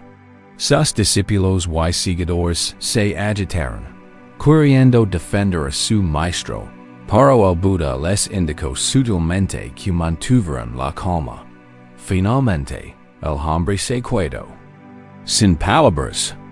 Jadiba, con el rostro enrojecido por el esfuerzo, exhausto por su propio veneno. No fue recibido con un contraataque, sino con un silencio vasto y profundo.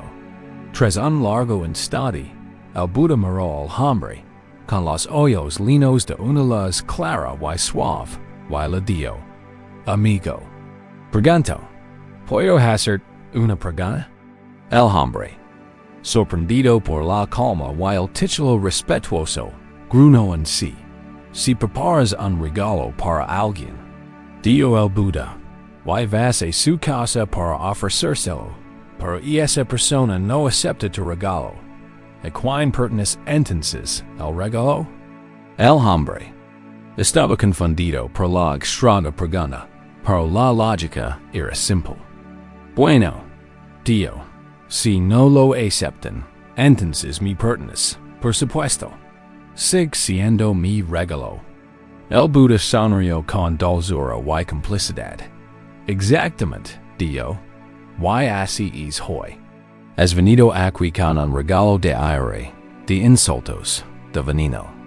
Me lo has ofrecido. Hizo una pausa, con la mirada firme y línea de bondad. Pero no aceptó tu regalo. Luego volvió su atención a sus estudiantes que lo esperaban, como si nada hubiera sucedido. El hombre se quedó ali de pie, sin palabras, sosteniendo su propio regalo de aire jazado. El veneno que había intentado regalar seguía siendo suyo. La leyenda dice que este encuentro fue el comienzo de su propia transformación. Esta historia contiene un secreto transformador. Pensamos que las palabras o acciones hirientes son como flechas que nos atraviesan directamente. Pero esta historia nos enseña a verlas de otra manera. Son como un regalo, una ofrenda. Y nosotros, como receptores, tenemos una opción. ¿Aceptamos el regalo? Lo acogimos en nuestro hogar, en nuestro corazón, y permitimos que su veneno se propague. Oh, con la serena dignidad de Buda, ¿nos negamos a aceptarlo? Rechazar el regalo no es un acto de agresión. No se trata de construir un muro. Fijens. El Buda permaneció abierto, presente, incluso compasivo. Rechazar el regalo es un acto de supremo respeto por uno mismo y sabiduría. Es reconocer que la ira, la crueldad y la negatividad de la otra persona le pertenecen. Es producto de su mente, su sufrimiento, su barco vacío a la deriva en las corrientes de su karma. En última instancia, no tiene nada que ver contigo. Simplemente eres a quien han elegido ofrecérselo. Aceptar el regalo es decir, sí, este. Veneno ahora ismael, lo beber. Diari que me infirm. Gastari mi energia en metabolizer de dolor. Rechazar el regalo es decir, con una paz serena e inquebrantable. Veo que leves esto. Para no lo levaré por ti. Sig siendo tuyo. Esta es la práctica de pecado equanimidad. Es un estado mental equilibrado y amplio, libre de elogios o reproches, placer o dolor. Es la capacidad del corazón para permanecer abierto y, a la vez, soberano, negándose a asumir la carga emocional de los demás. Practicamos este rechazo ahora. Es una visualización poderosa que puede transformar radicalmente tu relación energética con el dolor.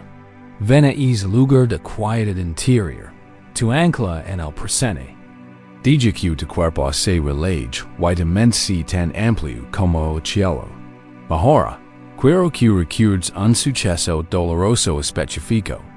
Podría ser algo que te dijeron o algo que te hicieron. No te pierdas en la historia completa. Solo esla una parte.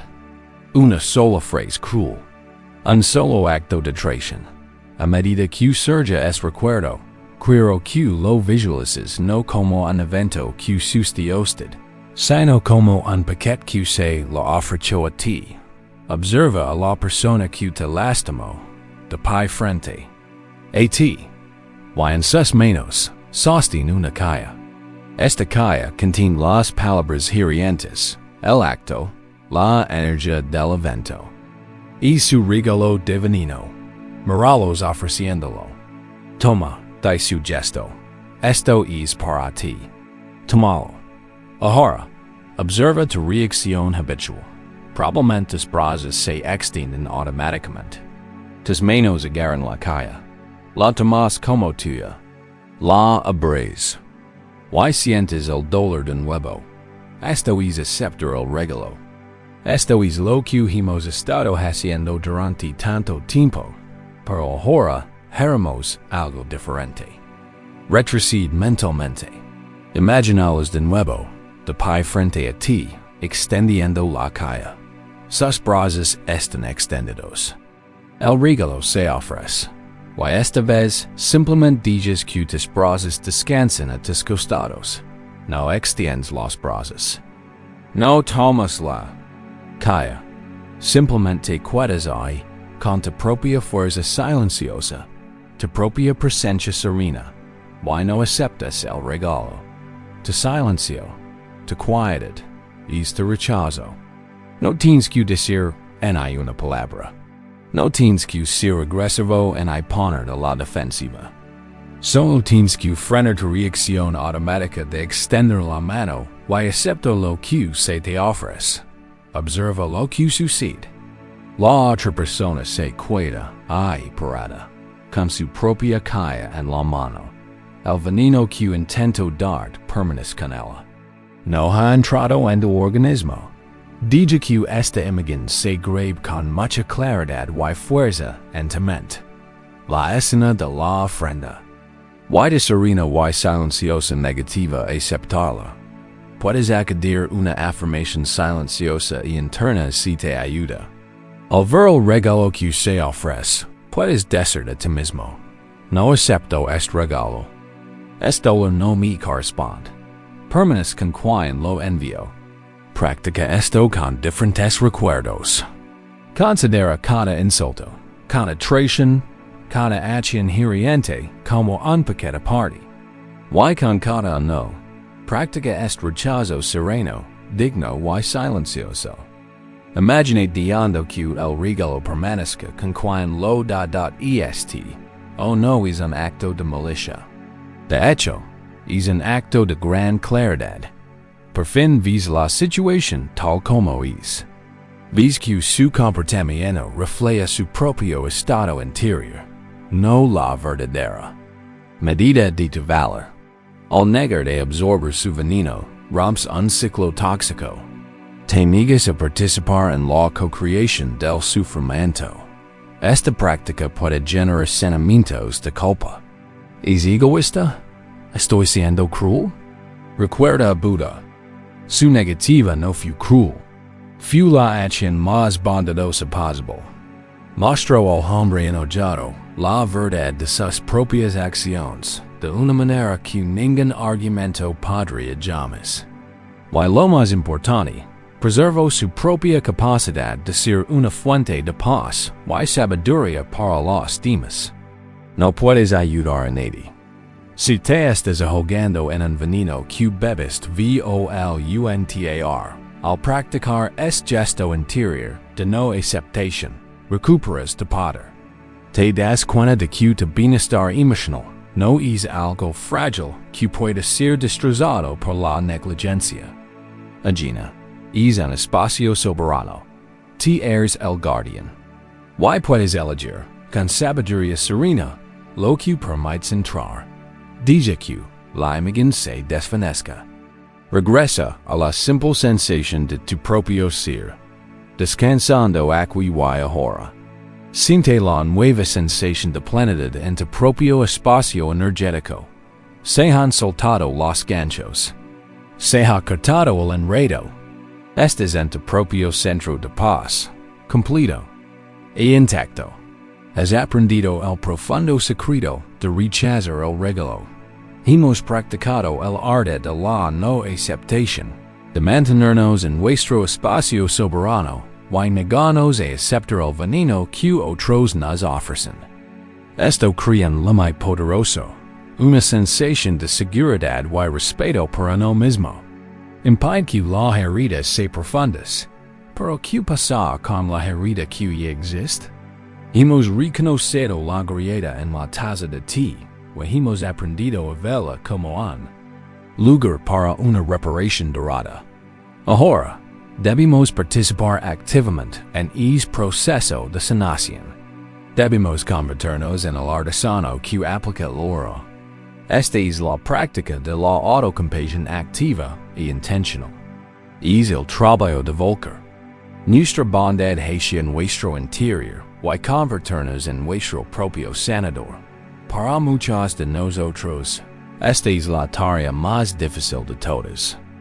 Nos resulta más fácil ofrecer compasión a un amigo, a un hijo, o incluso a un desconocido que a nosotros mismos. Nuestra voz interior suele ser la de un crítico severo, no la de un amigo cariñoso. Pero la sanación no puede darse en un clima de crítica. Una herida no puede sanar si la hurgamos constantemente. Necesita ser limpiada, atendida y vendada con amor. Debemos aprender a remendar nuestra propia túnica invisible. Dejemos que el significado de esto penetre en nosotros, a través de la historia de un monje y su posición más perchada.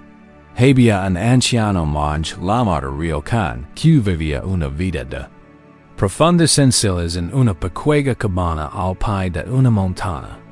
No posee casi nada. Un simple cuenco, una cuchara de madera, un libro de poemas y la túnica que llevaba puesta.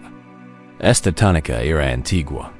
Se la habían regalado cuando era un joven novicio y la había usado durante 50 años.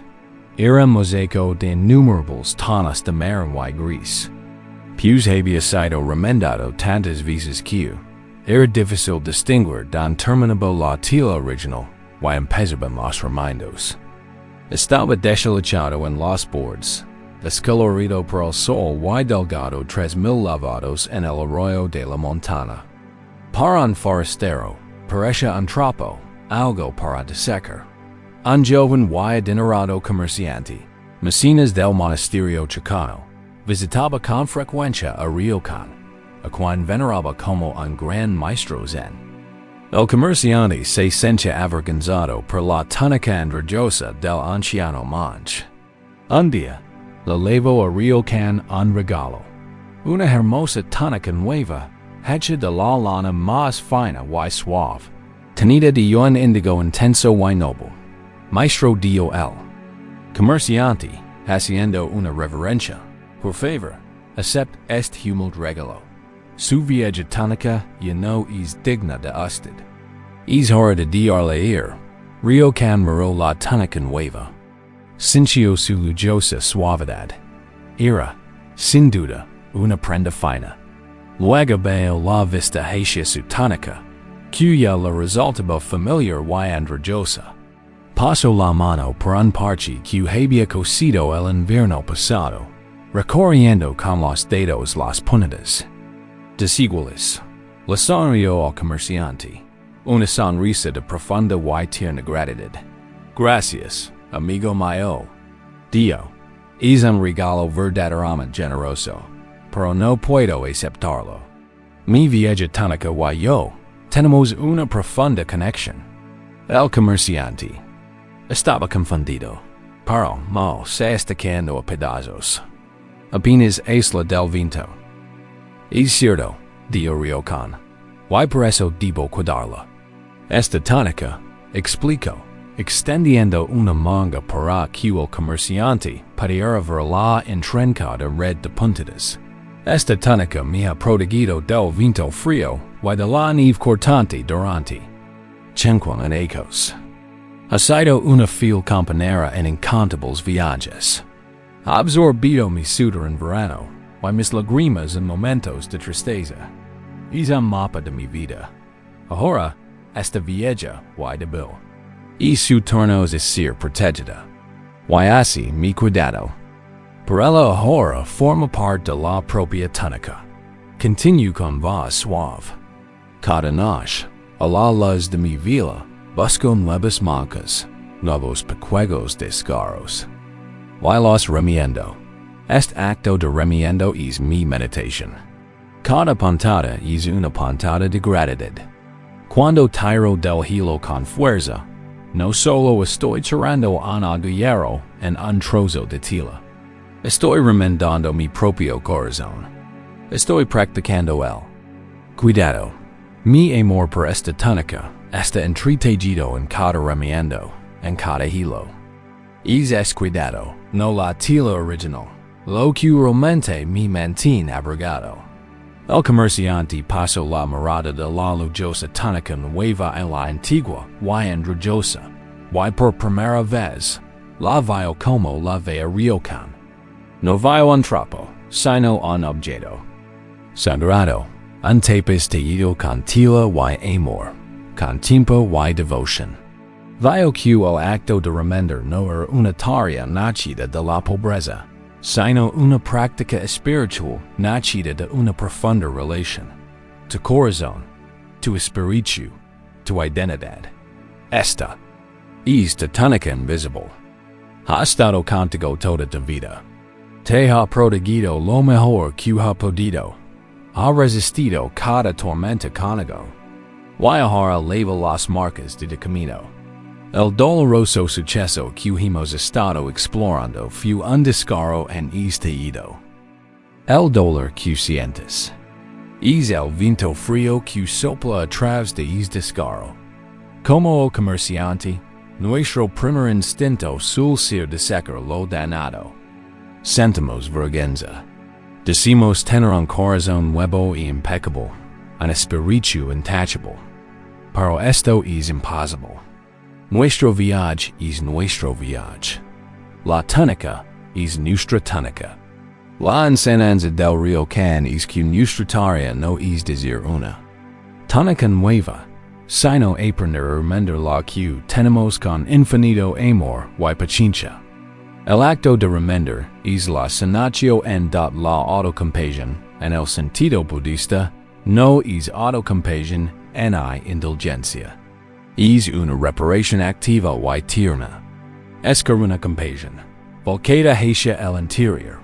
Es la decisión de tratarnos con la misma bondad. Cuidado y ternura que la ofreceremos a un amigo querido que estuviera sufriendo. Así que ahora, tomamos la aguja y el hilo. Comencemos a remender. Acomodate en tu cuerpo, diciéndolo suave y receptivo. Coloca una mano, o ambas, sobre el centro de tu pecho. Diga que la calidez de tu tacto sea el primer acto de bondad. Este es un gesto poderoso, un mensaje físico Tu sistema nervioso de que estás aquí, de que ofreces cuidado. Respira en este espacio bajo tus manos. Siente como tu pecho se eleva suavemente para recibir tu tacto. Ahora, recuerda la sensación de tu dolor. El dolor, la grieta, el desgarro en tu túnica invisible. No te pierdas en la historia. Simplemente conecta con la sensación de la herida misma. Siente su ternura, su vulnerabilidad. Mientras sostienes el sentimiento, nos ofreceremos las suaves puntadas de frases compasivas. Estas no son afirmaciones para forzar un cambio. Son ofrendas de calidez, puntadas de amorosa aceptación. Comencemos reconociendo el dolor, tal como Ryokan reconoció las zonas delgadas de su túnica. Repite en silencio después de mí, dando que las palabras surjan de una profunda sinceridad.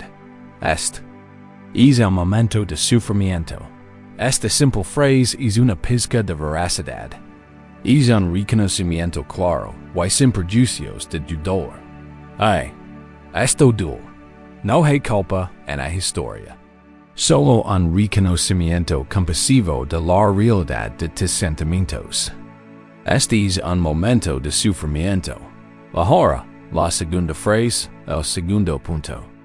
Este reconoce nuestra humanidad compartida. El sufrimiento es parte de la vida. Este punto nos conecta. Nos recuerda que nuestro dolor no es señal de defectos en de que nuestra vida haya ido mal. Nos recuerda que todos los seres experimentan dolor. Alivia la carga de sentirnos aislados en nuestro sufrimiento. Cuando sufrimos, nos unimos a la vasta comunidad de seres a lo largo del tiempo que también han conocido el dolor. El sufrimiento es parte de la vida. Ahora, el tercer punto, el más importante. Este es el hilo dorado de la bondad misma. Permiten ser amable conmigo mismo en este momento. Esta es una intención consciente. Es un permiso amable para cuidarte en lugar de criticarte. Es un compromiso para consolarte en lugar de culpar. Es la voz de un amigo cariñoso. Que puede ser amable conmigo mismo en este momento. Y la puntada final, un deseo de sanación. Permiten darme la compasión que necesito. Esto reconoce que es la fuente de tu propia sanación. La compasión que necesitas no es algo que tengas que esperar del mundo exterior. Es un manantial interior. Esta frase es el acto de dar permiso para beber de ese manantial. Que puede darme la compasión que necesito. Centémonos con estos 4 puntos por unos instantes, dejando que sanen la herida de nuestro corazón. Deja que tu mano descanse sobre tu pecho. Un cálido y constante recordatorio de tu amorosa presencia. Este es un momento de sufrimiento. El sufrimiento es parte de la vida. Permíteme ser amable conmigo mismo en este momento. Permíteme darme la compasión que necesito.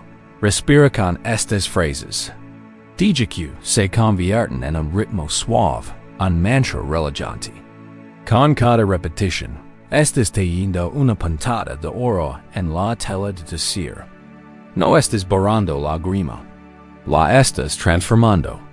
En lugar de fuerza y belleza, un testimonio de tu propio cuidado amoroso. Este es tu trabajo sagrado. Nadie más puede remender de túnica por ti. Es la práctica más íntima y importante en el camino de la sanación. Convertir en tu propia fuente de compasión incondicional. Aprender a albergar tu propio dolor con la misma ternura que ofrecerías a la persona más preciada de tu vida. Por ti eres y esa persona preciada. Eres digno de tu propio cuidado. Eres digno de tu propio amor. Sig remendando. Hemos vuelto nuestra mirada hacia nuestro interior, aprendiendo a remender nuestra propia túnica invisible con el hilo dorado de la autocompasión. Este es un paso crucial e innegociable. Primero debemos establecer un hogar seguro y amoroso dentro de nosotros mismos. Desde este lugar arraigado, este santuario interior, podemos encontrarnos listos para un paso que alguna vez pareció imposible. Volver a morar hacia afuera con suavidad y cautela, hacia la persona que nos lastimó. Pero con labos, o esta no se trata de perdonar, todavía no. Perdonar sin haber terminado el trabajo puede ser una forma de evadir el espíritu, una forma de fingir que la herida no existe. Este siguiente paso es mucho más sencillo, pero requiere una valencia inmensa. Es el paso de cultivar la empatía.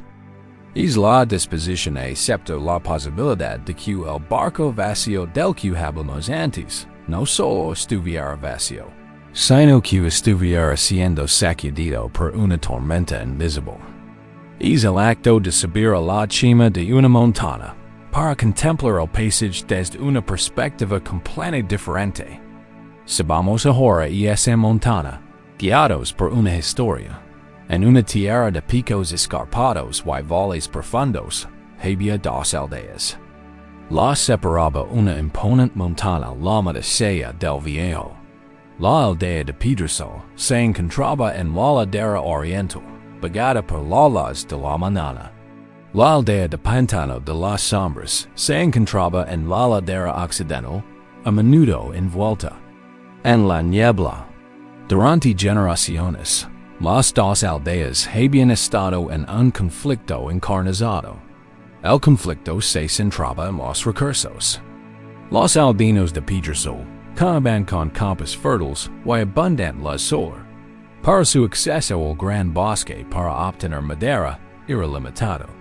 Los aldeanos de Pantano Sombrío tenían el vasto y oscuro bosque a sus espaldas, pero sus campos eran rocosos y sus cosechas a menudo se perdían a la sombra de la montaña. El conflicto había escalado, pasando de disputas por derechos de tala a incursiones, robos y escaramuzas.